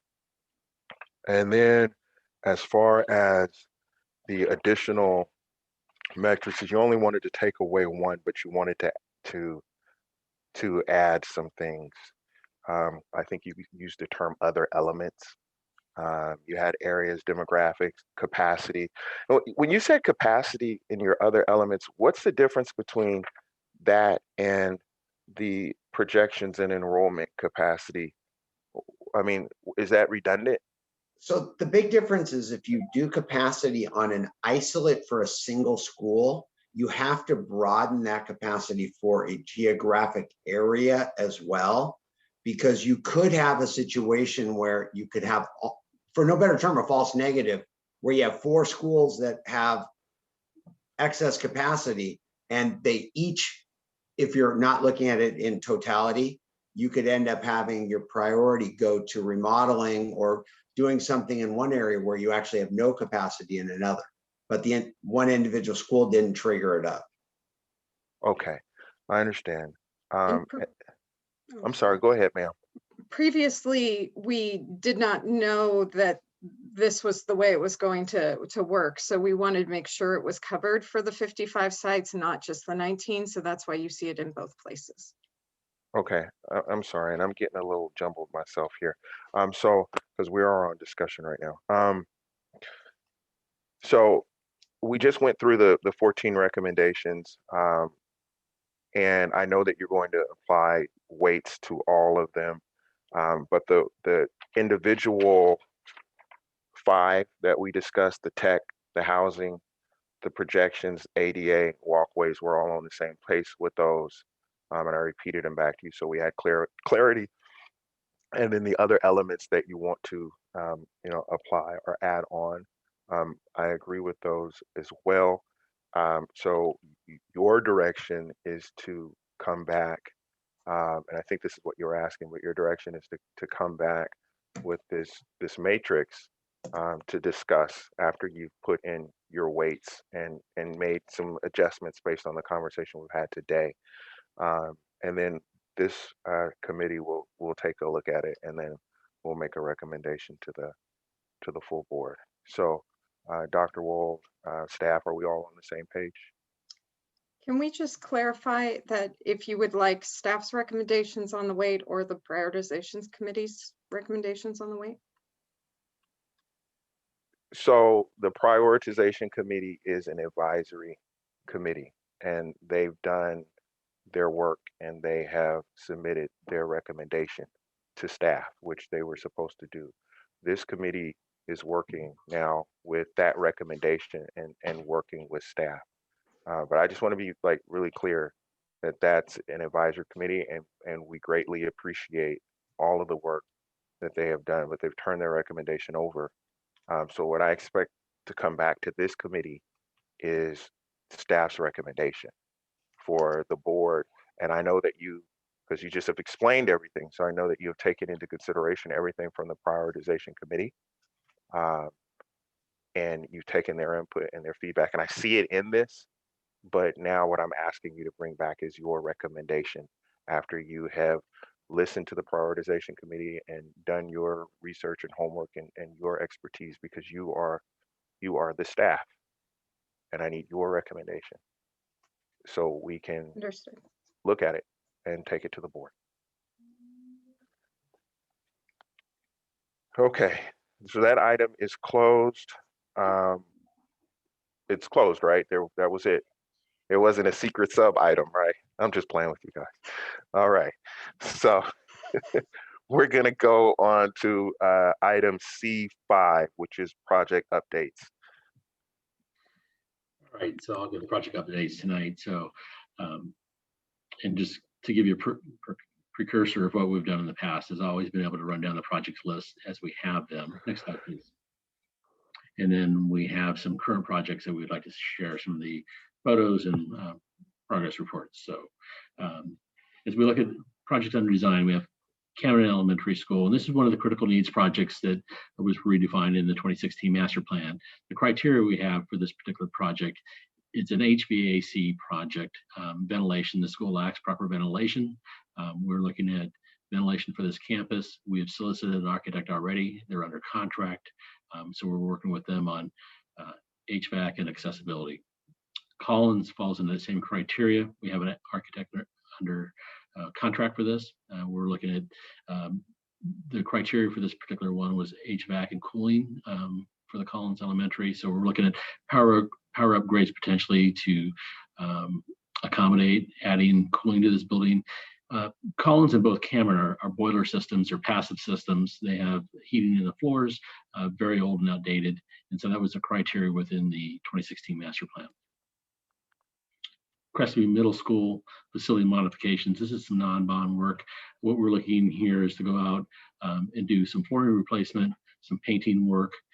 Also, as we begin the process of moving the charter school out of the campus, there's some work that will need to be done in order to bring the potential sixth grade students in the fall, as well as re-update the facilities that are currently being used by Invictus.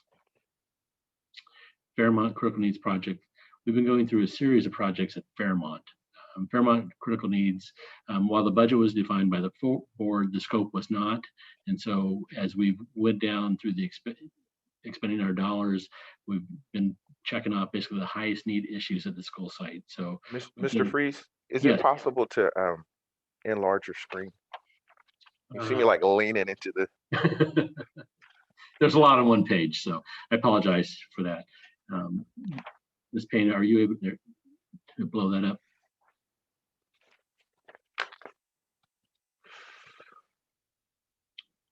Okay.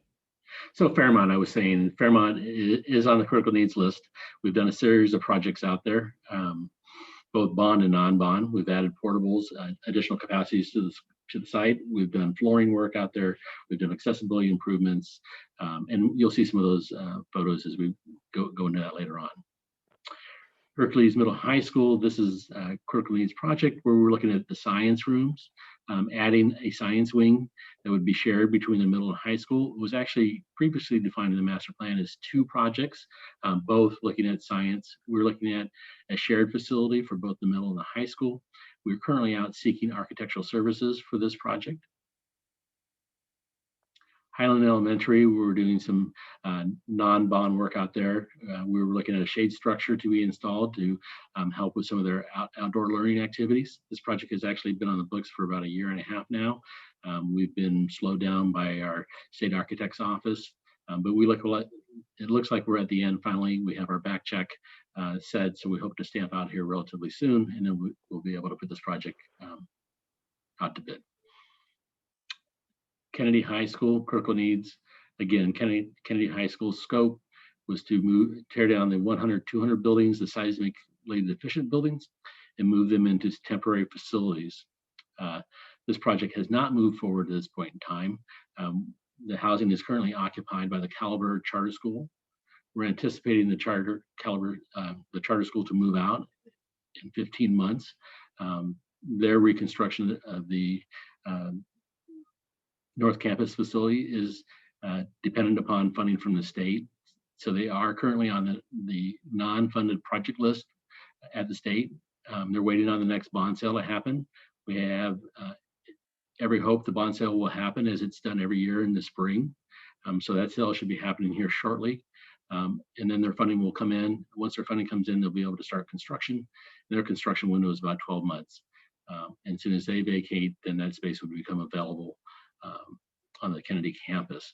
This is also kind of tied up within what we were talking about in the previous agenda item, which is the critical needs, the prioritization, I should say, for the future projects and how this might play out as far as where Kennedy fits in that process.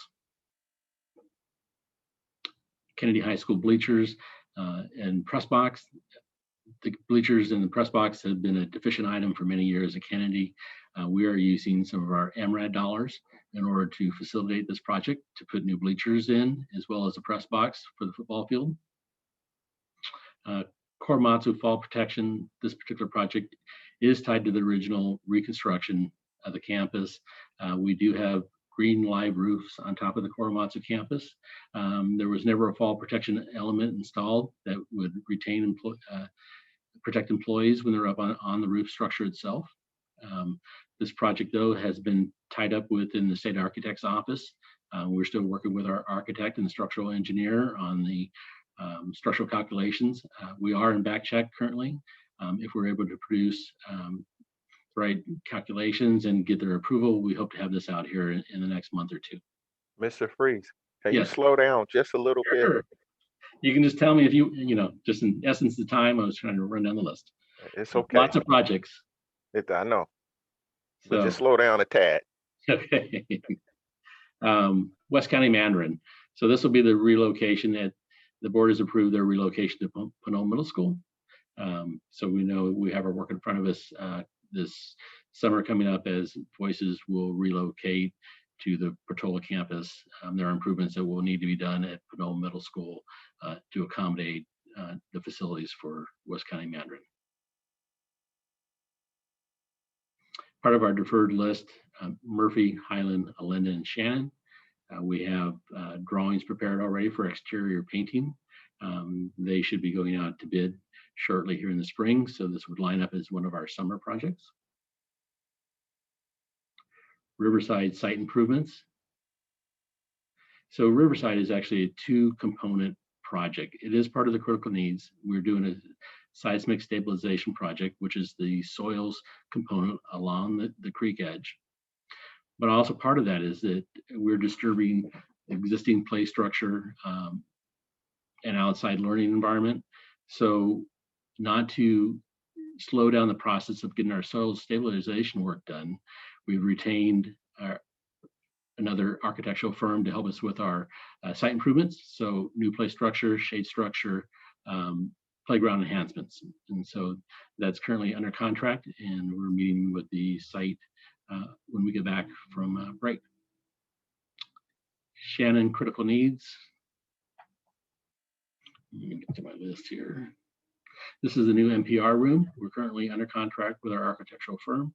Design meetings are currently being held, and we're working through placement on the current site, where that might want to land and how to integrate with the current facilities. We're also having to look at current site capacity issues. There are some temporary portables out here that potentially are in the way of the building we want to install. So we're trying to address those needs at the same time. Steege Elementary School has been a longstanding project. Again, this is impacted by Measure R and where it falls within the prioritization list. The original scope of this project was to move Steege into the portables out of one of their primary buildings and demolish that building in preparation for the next bond, which the next bond is here. And so this project, as soon as we finalize the criteria and the project list, then Steege would be able to move forward. And then this is part of our ongoing maintenance activities. We, again, addressing portables across the district. We have portables that are in need of repair. And so this project here is addressing siding on the buildings that has been rotting out. And so this is a replacement project to update those buildings.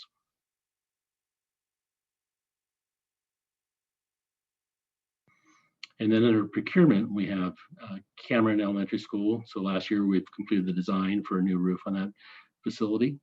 It's a low slope roof. It's had problems over the years. The roof was put on it about 15 years ago, but it was the longevity of that roof has since failed. And so we're moving forward with a new project for a new roof on Cameron. And it is being funded from maintenance, and it's not associated with the critical needs work budget. We talked earlier about WCC EdConnect, so no sense in talking about that any further. Most recently, the board approved the nutrition center. We have a walk-in freezer that has exceeded its useful life and needs to be replaced, and that project is currently under contract. E-rate year 24 affects 30 schools. This is a combination of updating existing wireless devices, as we kind of touched on earlier, and adding devices for wireless conductivity to outdoor spaces. And this is currently out to bid. We have Lake Elementary School campus replacement. We're currently, the bridging documents are done. We're out with our RFP to our DB entities. We have meetings scheduled over the next several weeks, and bids will be coming in. I believe they're coming in the end of March. Pinole Valley High School field restoration. We finally stamped out a DSA for both the bleacher portion of that and the field restoration work to restore the softball, baseball, as well as resurfacing the existing football field. We just set our bid dates this week. We have about 3 more weeks before we're going to advertise. We're just finalizing our documents and getting ready to put that out on the street. District-wide HVAC, this ties back to the prioritization committee and Measure R and our look across our district about our facilities and our ventilation.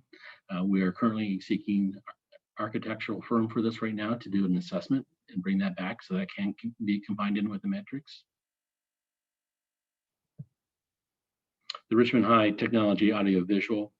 This is actually tied to the critical needs project for the new gymnasium and science building. The technology component of this for the audio visual was not included in the design build contract with LCA. And so we're going out to bid as a standalone project to install the audio visual within the new gymnasium. And then we have our design build projects. Michelle Obama, which is in closeout. Facility is currently occupied by the Michelle Obama staff or those that are working on site. We have Richmond High School, the critical needs, which was the science building. Actually, I should say both the science building, new gymnasium, and then the supplemental project, which was a health center. The science building has been completed for some time, except for the elevator, and we'll go over that in a bit. We're just wrapping up on the gymnasium, and we'll be bringing forward an amendment to their contract to decrease their contingency. And then the health center is wrapping up as well. The portable buildings are installed. The tenant improvements inside are complete. We're just getting power connected now to bring that online. And the Riverside solar stabilization, kind of touched on that a bit ago. This is currently under design with a DV firm. We are just got, I believe it was 50% drawings back from our DV entity. We're reviewing those drawings now before they submit them on to both the state architect's office and CGS. And then currently under construction, we have E-Rate 23 technology upgrades, which is affecting a number of schools that are listed here. So that kind of covers our kind of project list from design through construction. So this is just some of our projects that are currently underway. So Richmond High, and the way we've done this, the scope down below kind of gives you a general overview of what the scope of work was. Next slide. Here's a photo on a nice day looking back towards the new gymnasium. You can see that the buildings are rapidly nearing completion. This is standing in the quad area looking out. This is an area where we used to have the old gymnasium standing. Now this courtyard is a very nice finish to that area. And then these raised beds you see in front of you are not only planting elements, they're elements for the students to sit around, as well as there are biodetention basins. So the stormwater that's come off of the new gymnasium, as well as the science building, will all be piped into this area. There's a pump that moves it into here before it is filtrated and then pushed out into the city storm system. Next slide. Here's some interior photos of the progress that's happening inside. So you can see that the interior of the gym is very close to being done. On the left-hand photo, you can kind of see the bleachers going in as well. A low-rise set of bleachers on one side of the gymnasium. So, and again, just the logo and the paint, it's a great looking space. Next slide. Within the gymnasium, there is a dance studio and a weight room, and this just happens to be a photo of the dance studio. And then photos of just finishes inside of the girls' locker room and restrooms. Next slide. This is just looking at the elevator, which is the last component of the science building retrofit. It is finally in place. You can see the exterior finishes are going on that, as well as the exterior handrail on the stairwells are completing. This will be the last component for the science building. And this will finally paint out and blend in with the rest of the building that's already been completed. And this is some of the features of the weight room. We have a roll-up door on the back of the weight room. It exits into a corridor plaza. You can see the plaza just directly below that. It's a nice area where the gymnasium and both the weight room will exit out onto, so they can, on nice days, they can roll up the door, bring in the fresh air, as well as take the activities outside. And it abuts to the back of the existing stadium. This is the health center that's been reconstructed. This is in the front parking lot along 23rd. This is where the auto shop had been abandoned for a number of years. That was demolished. These buildings have now been installed. Next slide. And just some of the finishes inside the clinics. You can see that we have, sinks, foot pedals. This has actually been run through OSHPD as well to make sure it's compliant for the county, so they can get credit for that as well. Next slide. Fairmont, some of the work going on. We'll just next slide. So here we've addressed the portables that are on site. There's quite a number of portables that have been there for a number of years. Flooring were dilapidated inside. So this is one of the projects we went through where we replaced all the flooring within the portable buildings itself.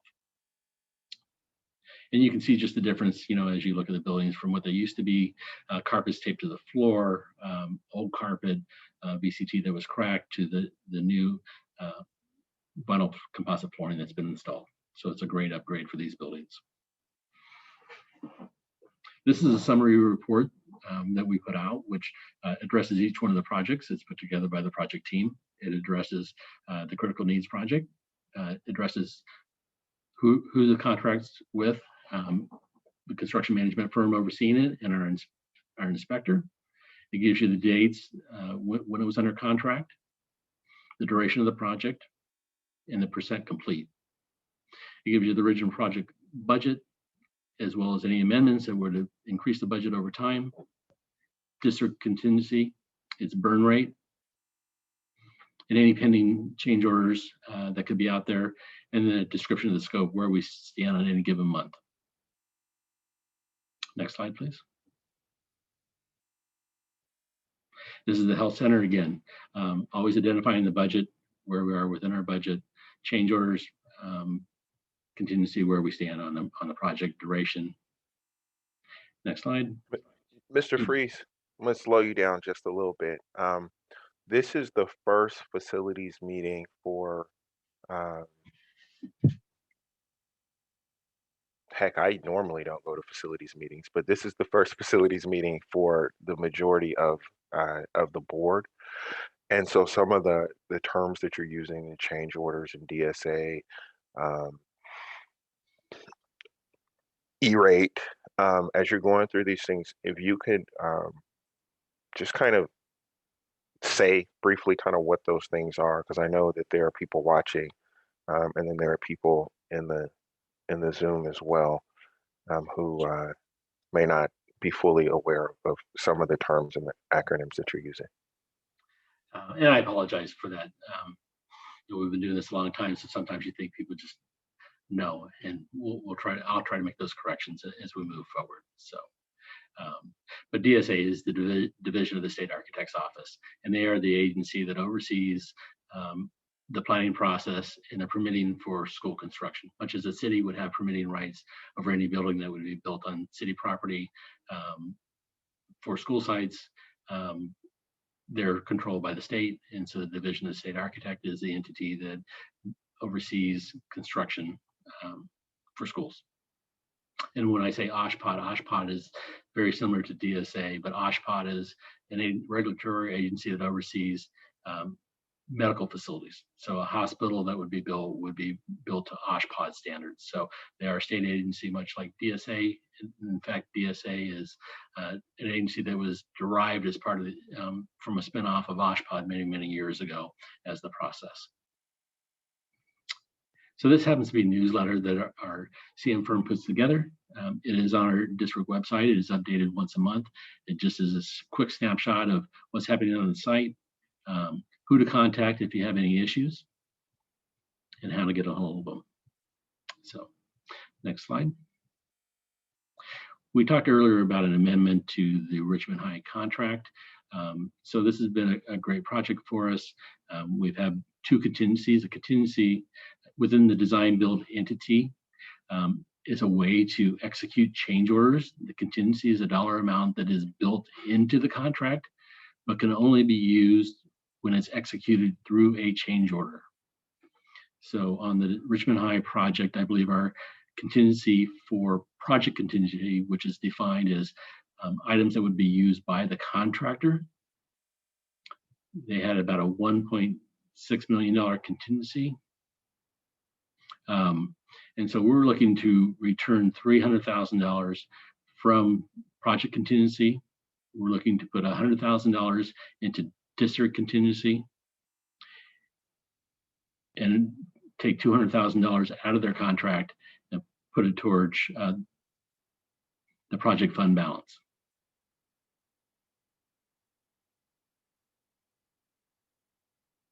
So this item will be coming before the board on the 10th, I believe. I'm sorry, on the 24th. Look at the calendar above me.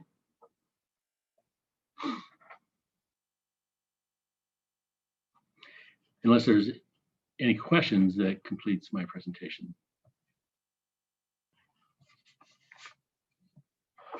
Mr. Christian, do you have any questions? Yes, just going back to the list where you have all the it said like the project status update. Mm-hmm. Based on that, is that the order of everything, or it just how everything just placed on there? No, it's separated by, as you see, the categories, right? What's under design, what's under procurement, what is a design build, and then what's under construction. And the design, build, and construction tend to blend together. We used to have everything under construction, but felt it was better to separate design build because it's a little bit different than the design bid build process that we're most familiar with. An example would be like the Pinole Valley High football field, our fields restoration project. That would actually be what we call as a design bid build project. And what I mean by that is that we hire an architect to design the project. The architect then, working with the district, we bid the project competitively to a contractor, and we award that project to the contractor. And then the district and the architect and the project inspector work together with our CM firm to oversee the project construction underneath that delivery method. Underneath the design build project method, we actually solicit a price from a contractor, a DB entity. And in that scenario, the architect actually works for the contractor and not for the district. So it's a I don't want to say lump sum, but it is a lump sum price from a design build entity to build the project. And that's where we have project contingencies built into those projects to allow for changes that would occur through the project changes. So in that type of delivery method, we rely on our education specifications, our product and material standards, as well as the I did say the ed spec, and then our sole source items that help govern us through the design process with our expectations of what the deliverable will be for that particular project. Did that help? Yeah. And then the next one would be, okay, like critical needs. So critical needs means it's critical, right? And so, well, it has a different definition for us. And so if you were to look at the 2016 master plan, the projects within there was a portion of the master plan, I should say, that had a critical needs component. And it's the way that the funding was spread out amongst the schools. And so when we talk about the 19 schools currently on the project list that we're looking at for the prioritization, there were schools within that 19 that had critical needs projects assigned to them. And they were like a bridging project, if you will. There were the most critical items that we could address. So the example was Crescent Middle School. Critical need project for them was retrofitting the gym to make sure it was seismically safe. And so that's how that money, it was originally $181 million that was spread out amongst 21 school sites. So there was new construction projects, and then there were critical needs projects. And so that's why the term is there, critical needs. okay, thank you. Mr. Christian, you got any more questions? That's it. Okay. All right.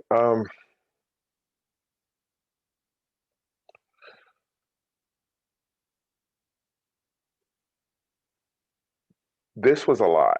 And so, and it's not, it was a lot in an overwhelming kind of way. It it was a lot in the sense that we need to do a better job on our agenda setting. So it becomes clearer to the public what we are talking about. And while I think the way some of these categories are written, um, I mean, even item C5, right? It says project updates, RHS newsletter, status report, DBE amendment. I mean, if you just look at the item, there's 3 items in the heading, right? So we need to do, and I take the blame for that, but we need to do a better job of noticing to the public what we are actually talking about, because this is a little, it's not the amount of work, right? Because we'll be here for less time than we are at a board meeting. So it's not the amount of work. It's just how it's presented. Does that make sense? Again, this is a process we've done for many years, and we're always open to suggestions and improvements for a better way to disseminate this information to the public and to the board. Right, right. We're gonna work together to do things just a little differently. Great information, but we're just gonna notice people a little differently going forward. So anyway, questions. I'm gonna start with Kennedy. You showed us a picture of the gym at Richmond High School. Is it true that at least one side of the bleachers at Kennedy, that we have been told by the state that we are not supposed to use those bleachers because they are unsafe? Well, Kennedy technically only has one set of bleachers. We have not been told that they're unsafe. But because of their age at Kennedy, we are replacing them, much as we have been going through our MRAD and our high schools, replacing either the turf or other improvements to our facilities. I believe that's the bleachers we're replacing are out in the field. And I think he was talking about the stuff in the gym. Oh, Yes, I'm going to get to the field. Okay, I'm sorry. So I just to I'm talking about the clarify. gym. Thank you. But to the gym, I am unaware that the bleachers inside the gymnasium have been condemned. We do bleacher inspections every year with an outside agency that verifies that that they're in good repair. It's not to say that bleachers inside Kennedy are not original to the building, so they are definitely old. Okay, so my question is, I heard different, so can you verify that? Yes, And I'm specifically talking about the bleachers in the gym at Kennedy. I'm going to stay with Kennedy for a little bit.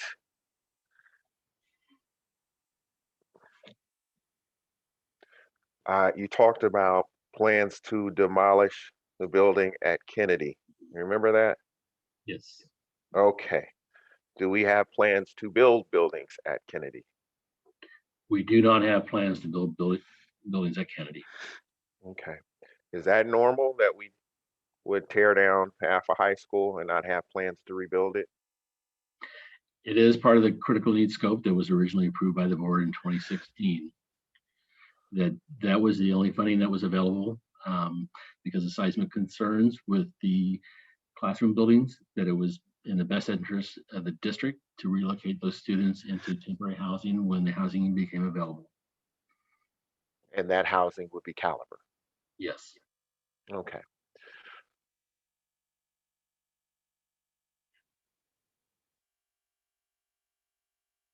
Does staff have plans to have plans created for, I mean, essentially, are you creating a Valley View situation where, you know, a school is torn down and there's no plan to replace? To answer that question, I would say yes, that was the scope of the critical needs project. The funding was associated and the project scope was to solve the seismic concern and move them into facilities that would house them with the critical needs I would say with the 2016 master plan. The intent was for future funding to come that would work on the projects within the list. And Kennedy is on the list in the prioritization. And so when funding come available, then a project would be developed to provide permanent housing for Kennedy. And when is the plan to demolish that portion of Kennedy? When is the date to do that? We do not have a date set. As I mentioned in the presentation, we have not contracted with an architectural firm to basically develop the demolition plans and the transition plans to move into the portables. This budget was just recently approved, and I would have to go back to the actual date that the board approved the budget for this portion of the work. So it would be something that we'd be looking to move forward with now. But because of its nexus and tie to the Measure R and the prioritization work that's going on, it would be prudent if Kennedy were to rise on the list to be rebuilt, that we would use one firm to design the relocation and the demolition while we're designing the replacement campus. Okay. I'm going to move on. I'm staying with Kennedy for a minute, and now I'm going to the bleachers outside. Is it true that the press box at Kennedy was condemned? Or is that urban legend? I would say it's in deplorable condition. I've never heard the words condemned. There isn't an agency that actually comes out and inspects that to condemn it. The state does not come out and perform audits on those facilities, but it is in disrepair, and it is why that project is moving forward, because it's not only the press box, it is the bleachers. Okay. And this bleacher project, is that bleachers for both sides? Or is it just for the side that the press box is on? I would say currently we're trying to determine that if we have budget to do both. We're looking at what we've allocated. We know that the current bleachers sit about 1,500. We have a meeting scheduled with the principal coming up after break and the athletics folks to talk about the bleacher capacity, where we think that would be best situated. Is 1,500 too many? Is 1,000 appropriate? And then if we split that up, is there the ability to actually put bleachers on the what we call would be the visitor side of the field? The schools where we have put in new bleachers that have new fields, De Anza and Pinole, or we just talked about Pinole. The other schools that are getting new bleachers, are they getting bleachers on both sides of their field? So for Pinole Valley, currently within the project, we only have bleachers on the home side.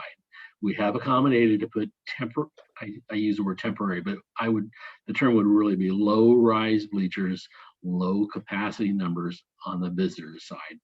So what they're called are 5-tier bleachers. They do not require DSA approval or oversight because of the low rise nature of the bleachers. Very similar to probably what's currently at Kennedy. So I believe the capacity on the visitor side is around 150 is, I believe, the mark for Pinole. So their home bleachers count is around 450, and they're really limited because of space and size. The field is currently sandwiched between the new facilities and the access there, so it's really limited on how many seats you can actually put in there. But they are getting a press box, and they are getting about 450 seating capacity on the home side. Okay. I'm going to move on to the painting part.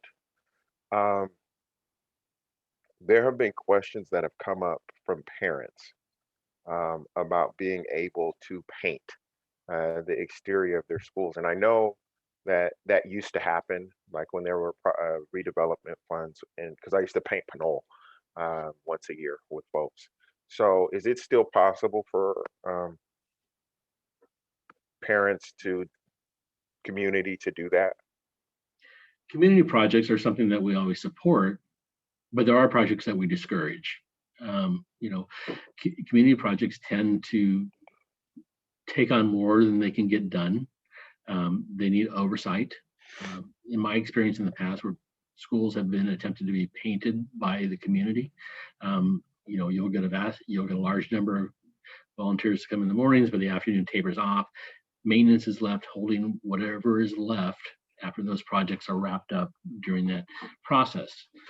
We do have facility funds for the upkeep of our facilities. We prefer to go out and paint the buildings properly.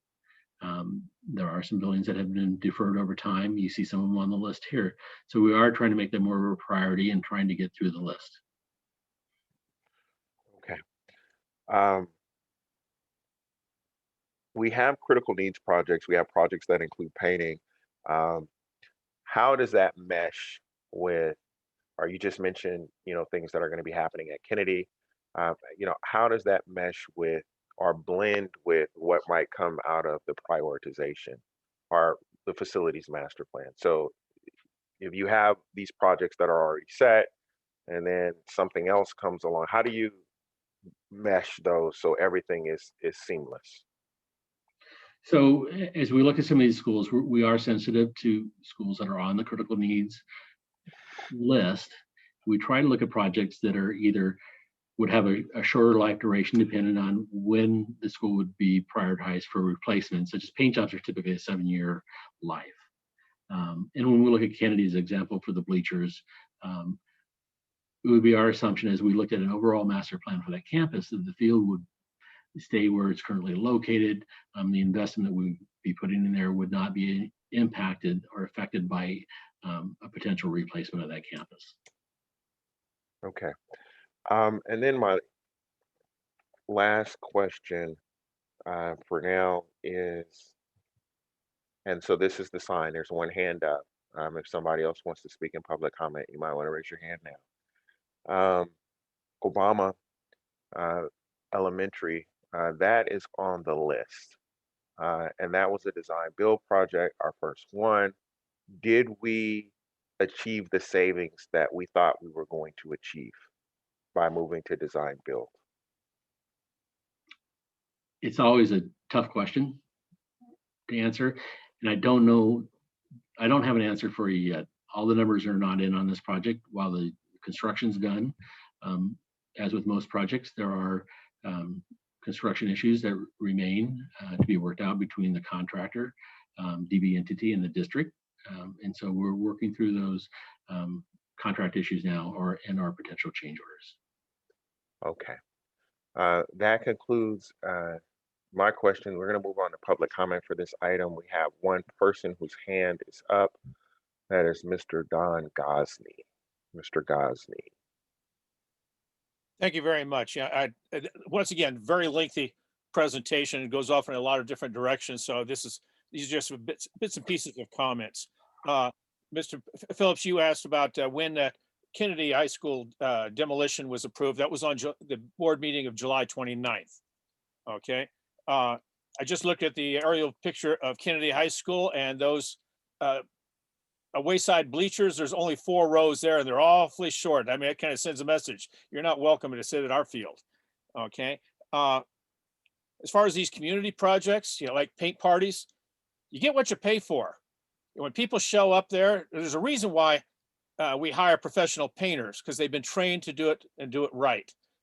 We have professional gardeners or landscapers, professional carpenters, because they do it right. And you can't just have amateurs in there trying to help out, because it ends up costing you more to fix what they did than what they brought to the party.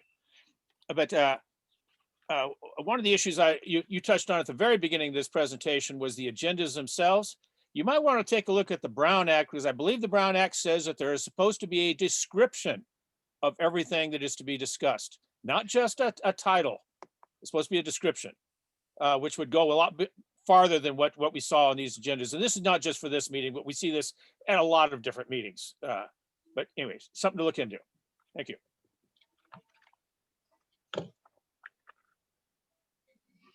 Thank you very much, Mr. Gosney, for those comments. Mr. Christian, do you have any comments that you'd like to make? Yeah, thank you, President Phillips. Just going back to you covered Kennedy, but Richmond High, the elevator. I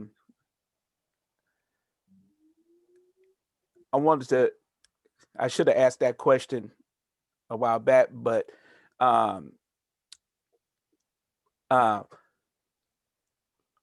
what is the cost of that elevator, adjacent to the building?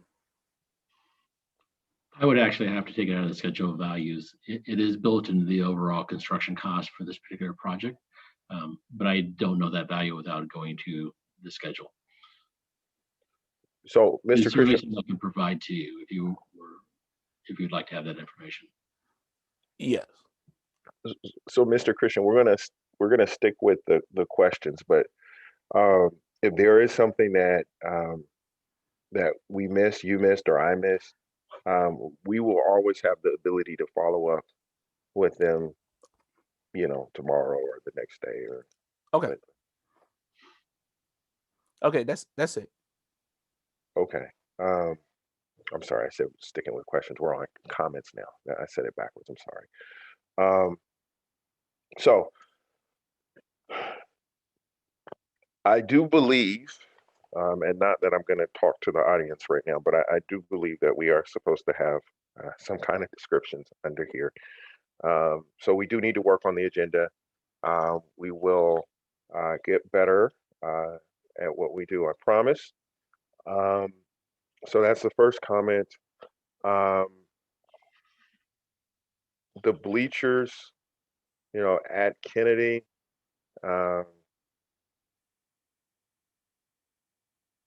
that needs to be done. It needs to be done correctly. I do, from time to time, go to that field for games, and not to speak to the audience again, but the comments about the visiting bleachers, it's true, and but I don't think it just says you're not welcome to sit here. I think it sends another message when you're on that field, period, that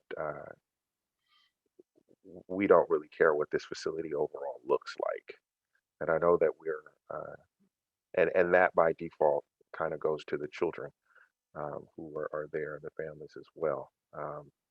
So, when and you'll hear me say this, people want things, everybody wants something.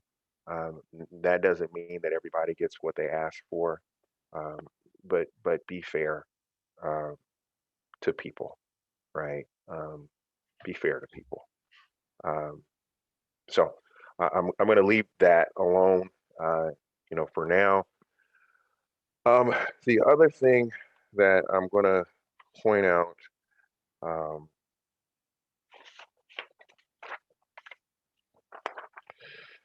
very briefly, is last year, and the new board members weren't here, but last year we had there was a lot of talk about how moving to design build was supposed to be our saving grace. That we were going to move to design build and the change orders were going to be down, and we were going to have all the cost overruns. And I mean, we got the whole song and dance. And I'll be honest, and that song and dance, kind of continued because we said, well, we have to do design build for Lake, and everything that's coming out of the facilities department now is about design build. And we moved to that because we were told that that was the solution to the change order problem. So I'm concerned that, I asked, did we achieve the savings that we were looking for on Obama? And, the answer, I don't know. It's tough to, and I get it that there are still bills, coming in.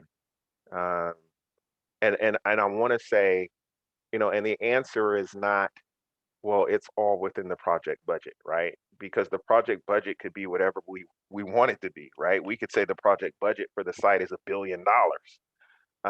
So that is kind of, I don't want to say arbitrary, but that doesn't resolve the problem by just saying it's in the project budget, because we can make anything in the project budget, because we can change the project budget, make it as big as we want, so things come in the project budget.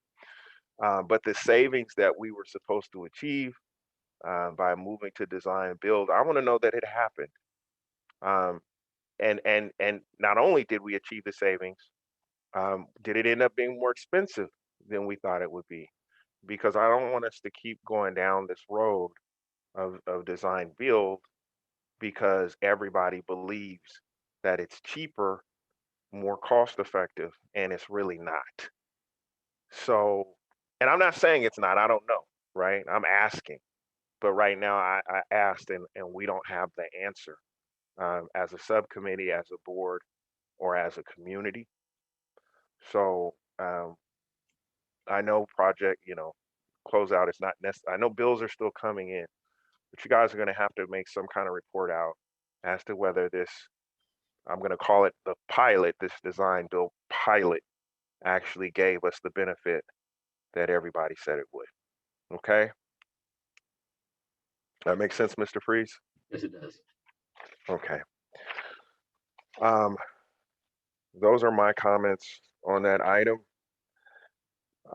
We are going to move on to what would be, I believe, our last item is bond monthly and annual financial reports. This is item C7, and it's Mr. Freeze again. This will be presented by Ms. Payne this evening. Oh, I'm sorry. Hello, Ms. Payne. Hi, good evening, everyone.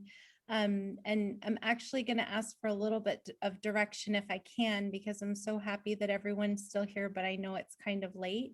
And I want to balance that between presenting about 30 pages of financial reports and providing a little bit of background and description on them. So if you want me to speed up or slow down, please let me know. Or if you want to kind of give me a time frame, I can try to do my best to meet everyone's kind of needs. Party all the time, Ms. Payne. Take your time and give your presentation. All right, terrific.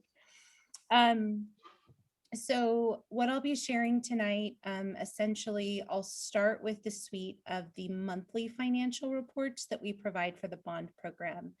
And one of the things that's unique about these financial reports is they're reflecting not only the current financial data of this fiscal year, but because our bond program actually goes all the way back to the original Measure E of 1998, we're presenting historical financial records that go back more than 2 decades. And so I'll be talking a little bit about that as we go through each one of these reports. And so the first report that we provide on a monthly basis is the Consolidated Budget Status Report, and it's here in gray. And so part of what you'll see, and I'll use Cameron as a good example, is these numbers and these projects reflect the bond program. And so as Mr. Freeze had mentioned earlier, there's a project that's happening at Cameron that has to do with the roof.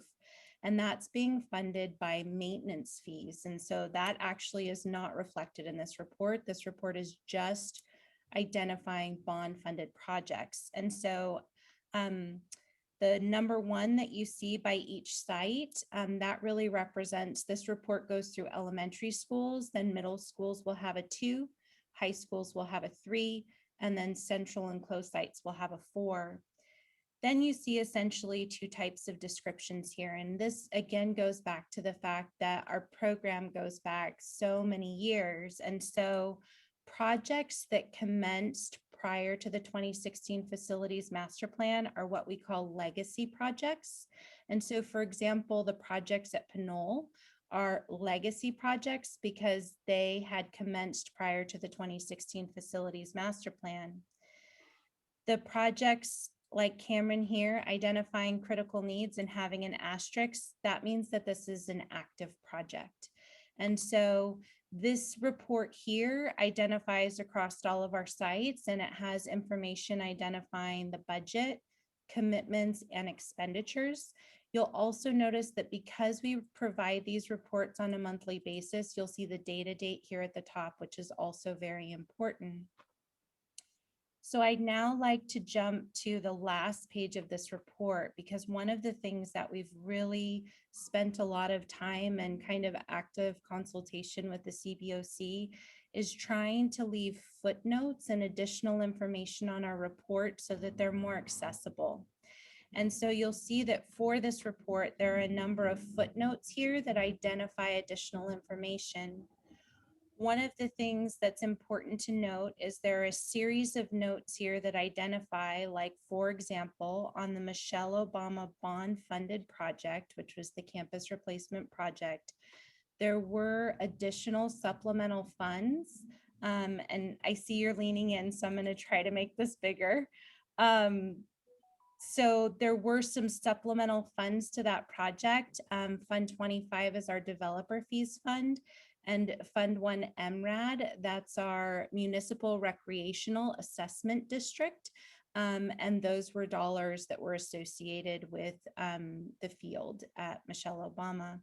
And so we've really tried to leave all of the different notes, Richmond High also being a good example, where the health center was not funded by the bond program because it wasn't part of the original scope from the 2016 facilities master plan. It was funded by the supplemental source. The last thing that I'll note is that Measure E in 1998 is not a Prop 39 bond measure and is not reflected in this financial report, but we have captured that data here in the footnote. So this can be a lot of information. And so because a lot of people are really interested in what is happening with the 2016 facilities master plan projects, what we've done is we've created a report that looks very similar to the program-wide 2-decade report. And this is really just providing the financial information and providing it with a greater amount of detail for the 2016 facilities master plan projects. And so Trustee Christian, you had mentioned earlier and kind of keenly picked up on, we have our critical needs projects that were part of the facilities master plan. And so you'll notice that title kind of repeats because these are our 2016 facilities master plan projects. And then you'll see, for example, with Lake, it was the campus replacement project, not the critical needs. And so this report is a subset of the gray report that you saw, and again, is just reflecting the 2016 facilities master plan projects.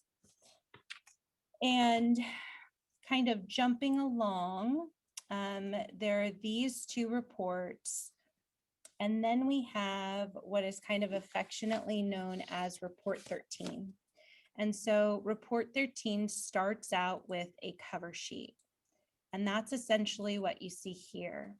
And what Report 13 does is it's a snapshot of the overall program. One of the things that I'd really like to encourage as you're becoming more familiar with the reports is each one of these items has a notes number next to it on the right-hand side. And so if you want to know more information about what this line item represents, you can follow that note number to get the additional information. One of the things that our program has been extremely successful in doing is leveraging additional state dollars. For the Pinole Valley High School campus replacement project, that was to the tune of $23.4 million. And so, for example, if you wanted more information about the state facility grant, you would go to footnote 4, which would take you to a detailed identification of additional state funds and applications that have been submitted in dollars that we anticipate will receive. And I'd also like to point out note 5, because again, sometimes it's about how you display the information and what type of information you've put together. And so if you want to understand the 2016 facilities master plan projects and you want to see them in a quick snapshot, Note 5 will do that. It gives you the list of the projects. It identifies the project type, the original 2016 facilities master plan budget, and what the current budget is. And because some of these projects are completed and have returned budget dollars back to the fund balance, and some of these projects have increased, there is a detailed description of all of those budget changes here at the bottom of the report. That include not only the amount, but whenever you see a date referenced, that's going to be the board meeting date, because one of the commitments of our bond program is we cannot and will not increase or decrease a project budget without board approval. And so that information comes forward to the board. And it comes in a report to the board that we call our site budget authorization form. And I'll get to that in just one second. But before I do, one of the things that was created is when you're looking at really big numbers and you're looking at so much information, sometimes you just want to know what happened within this last month, right? What was the burn rate? What's changed? And so what's been created is a variance report. And this is also out of a recommendation from the CBOC. Sometimes you just want to know, what do I need? What did I miss, right? What happened this last month? The variance report from December to January is pretty simple. We had a burn rate of 1.6 million that was expended in January. And we're currently in our budgeting process and we're looking at salaries across future years of the program. Report 2 is a 2-pager. Ms. Payne, Yes. Ms. Payne, I'm gonna be a butt in just for a minute. Okay. Are you telling me, did you just tell me that the CBOC made a recommendation and you guys listened? Yes. Did you just tell me that somebody listens? Okay, all right, go ahead. That's me being a butt, but go ahead. So when I mentioned the site budget authorization form that comes to the board, we've adopted this format because we found by having consistency in our reporting, it can increase transparency and kind of help everybody with a footing as they're kind of following along with the projects. One of the challenges was, and I'm sorry, I have a timer in my office and it's now dark. Okay, we have lights again. Cost savings measure. That we wanted to put our whole program on a single sheet of paper. So we cheated a little bit and it's double-sided. But what this does is this identifies the bond program by site, and it will tell you the last board approved budget date by board meeting. So the last time we had a change was the savings from the Crescent project. That was on December 16th. It identifies you for you here in the pale color, basically expended from, you can see here, fiscal year 00, all the way through our last fiscal year, which is closed, fiscal year 20. And then this column's going to identify for you essentially what's happened this current fiscal year, which is our July to January. And then you're going to have an expended total through the January 31st as part of our monthly reconciliation and reporting. This is going to show you how much we've spent, how much continues to be committed in contracts that have been approved, and what the remaining budget balance is. Each one of our sites has a footnote, which is then described on the second page here, so that you can understand exactly what status the site is in. One of the things that you don't see on this report, because currently what we have is our 2016 facilities master plan, and all of those sites have a budget that's been approved by the board. But when we have a Measure R implementation plan, a couple of our sites will move to a footnote 4, which means this site has been identified to have a future year project. And so we think that this report is a really great opportunity. If there's a question from the public about how many bond dollars have been spent on a site, it is represented here. And again, this represents the entirety of our program. One of the other reports that we provide on a monthly basis is we provide our AP checklist, which is our accounts payable checklist. And so this is a list of every single check that was cut by the bond program for the month of January. And so the undistributed here is representing retainage, which is something required by the public contract code that is held on construction projects. And then you can see it's broken down by site. So you can see who is the vendor, what was the check number, the check date, the short account code, invoice number, invoice date, amount paid, and then there's a brief description. And so this information comes forward again on a monthly basis. But there's a lot more that goes into expenditures than just the warrants that you might see. And so the second page of the report is a reconciliation of things that don't necessarily show up in a warrant, which include things like our payroll. because employees that work on the bond program are charged to the bond program. But to ensure that we are just charging for the hours that we spend working on the bond program, we submit timesheets. And so our timesheets are provided on a monthly basis. And then there is a reconciliation between what our FTE payroll amount was for the employee, the hours that we actually spent and attributed to bond-funded projects and management of the program. And then there's an adjusted reconciliation that's done on a monthly basis. That concludes our monthly suite of financial reports. So we will be so excited to see you, and we will have these reports for you on a monthly basis that will provide the reconciliation of the previous month's expenditures, commitments, and budget balances for the bond program. Maybe I'll pause there for a quick second because the last two reports I'm going to share with you are very similar, but they're provided on an annual basis. And so the data for the last two reports I'll share are reflecting the calendar year of 2020. And so if there aren't any questions, I'll keep going, but. We'll let you keep going, but just, I mean, I know there's not an annual report every month. I mean, but, and not to be a but this time, I'm not intentionally doing it. I was intentionally doing it last time. But those are different items, right? So the monthly report, that's one item. And then the annual report, that's another item. So like, we just need to start breaking this stuff out. But tonight it's gumbo tonight, so we're fine. So go ahead and proceed. Okay. So what this report will identify you are the activities for the calendar year of 2020.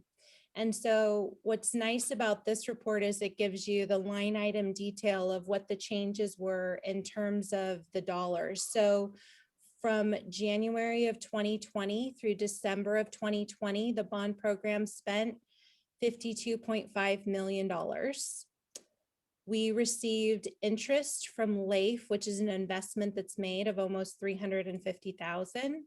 We also received pooled interest earnings of over $650,000. We did the final bond series sale for Measure D 2010 and Measure E 2012, which added $130 million to the cash. We received $23.4 million from the state for the Pinole Valley High School application. There was a settlement for the Restroom project that resulted in $350,000, and we received a PG&E refund for a little less than $2,000. But we are using this report to really capture all of the details if you're trying to kind of take a broader look and look at the year versus just on a monthly basis. So a lot of this information repeats. You can see here when we look at the budget, and maybe I'll make this just a little bit bigger, but when we talk about some of the budget changes, in July of 2020, the board approved the final phase of the 2016 Facilities Master Plan, which represents $103.4 million across a variety of projects. And there were project budget savings returned to the fund balance for the Restroom project, almost $3.7 million. For Olinda, a little over 200,000, and for Crespi, just over 130,000. And so that essentially, I don't think that there are additional items on here that I haven't already mentioned.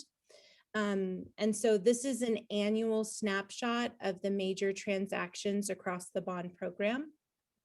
And then lastly is the bond program KPI summary, which is key performance indicators.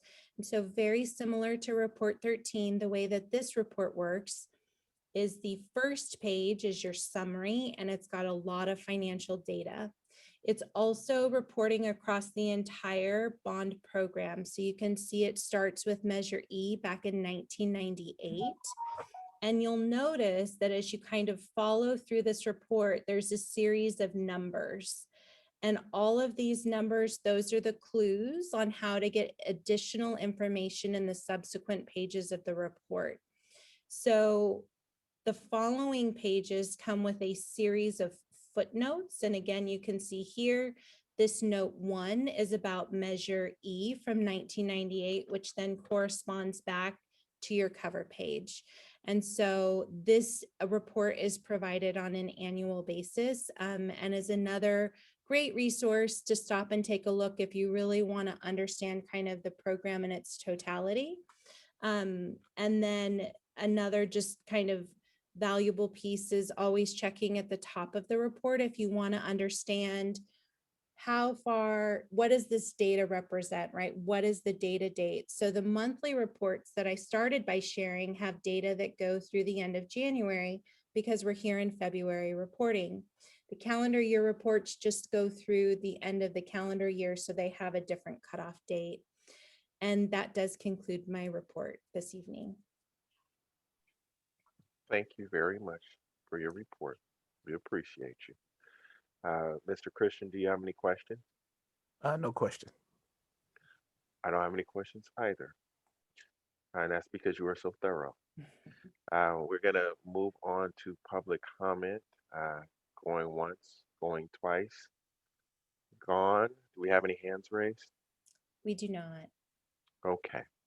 So we don't have any public comment, and we're going to go on to board discussion. Do you have any comments you'd like to make, Mr. Christian? I say, wow, a lot of information, a lot, overwhelming. I'm trying to digest it. I'm trying to take everything in. So, not right now. Thank you. Okay. And that is quite all right. So I don't have any comments either. I do want to thank you again for the presentation. And I believe that's our final item. Am I missing anything off of this list, Mr. Freeze? No, that is the full agenda tonight. Okay, so we put the first one to bed. I'm going to stop talking before I say something that's not on the agenda. I'm going to wish everybody a great break. Please be safe. Please re-energize. Please enjoy your loved ones and your friends from a distance. Well, the loved ones, hopefully they're there. Everybody else from a distance. But be well and God bless all of you. This meeting is adjourned. Thank you. Thank you. Stay well. Bye-bye.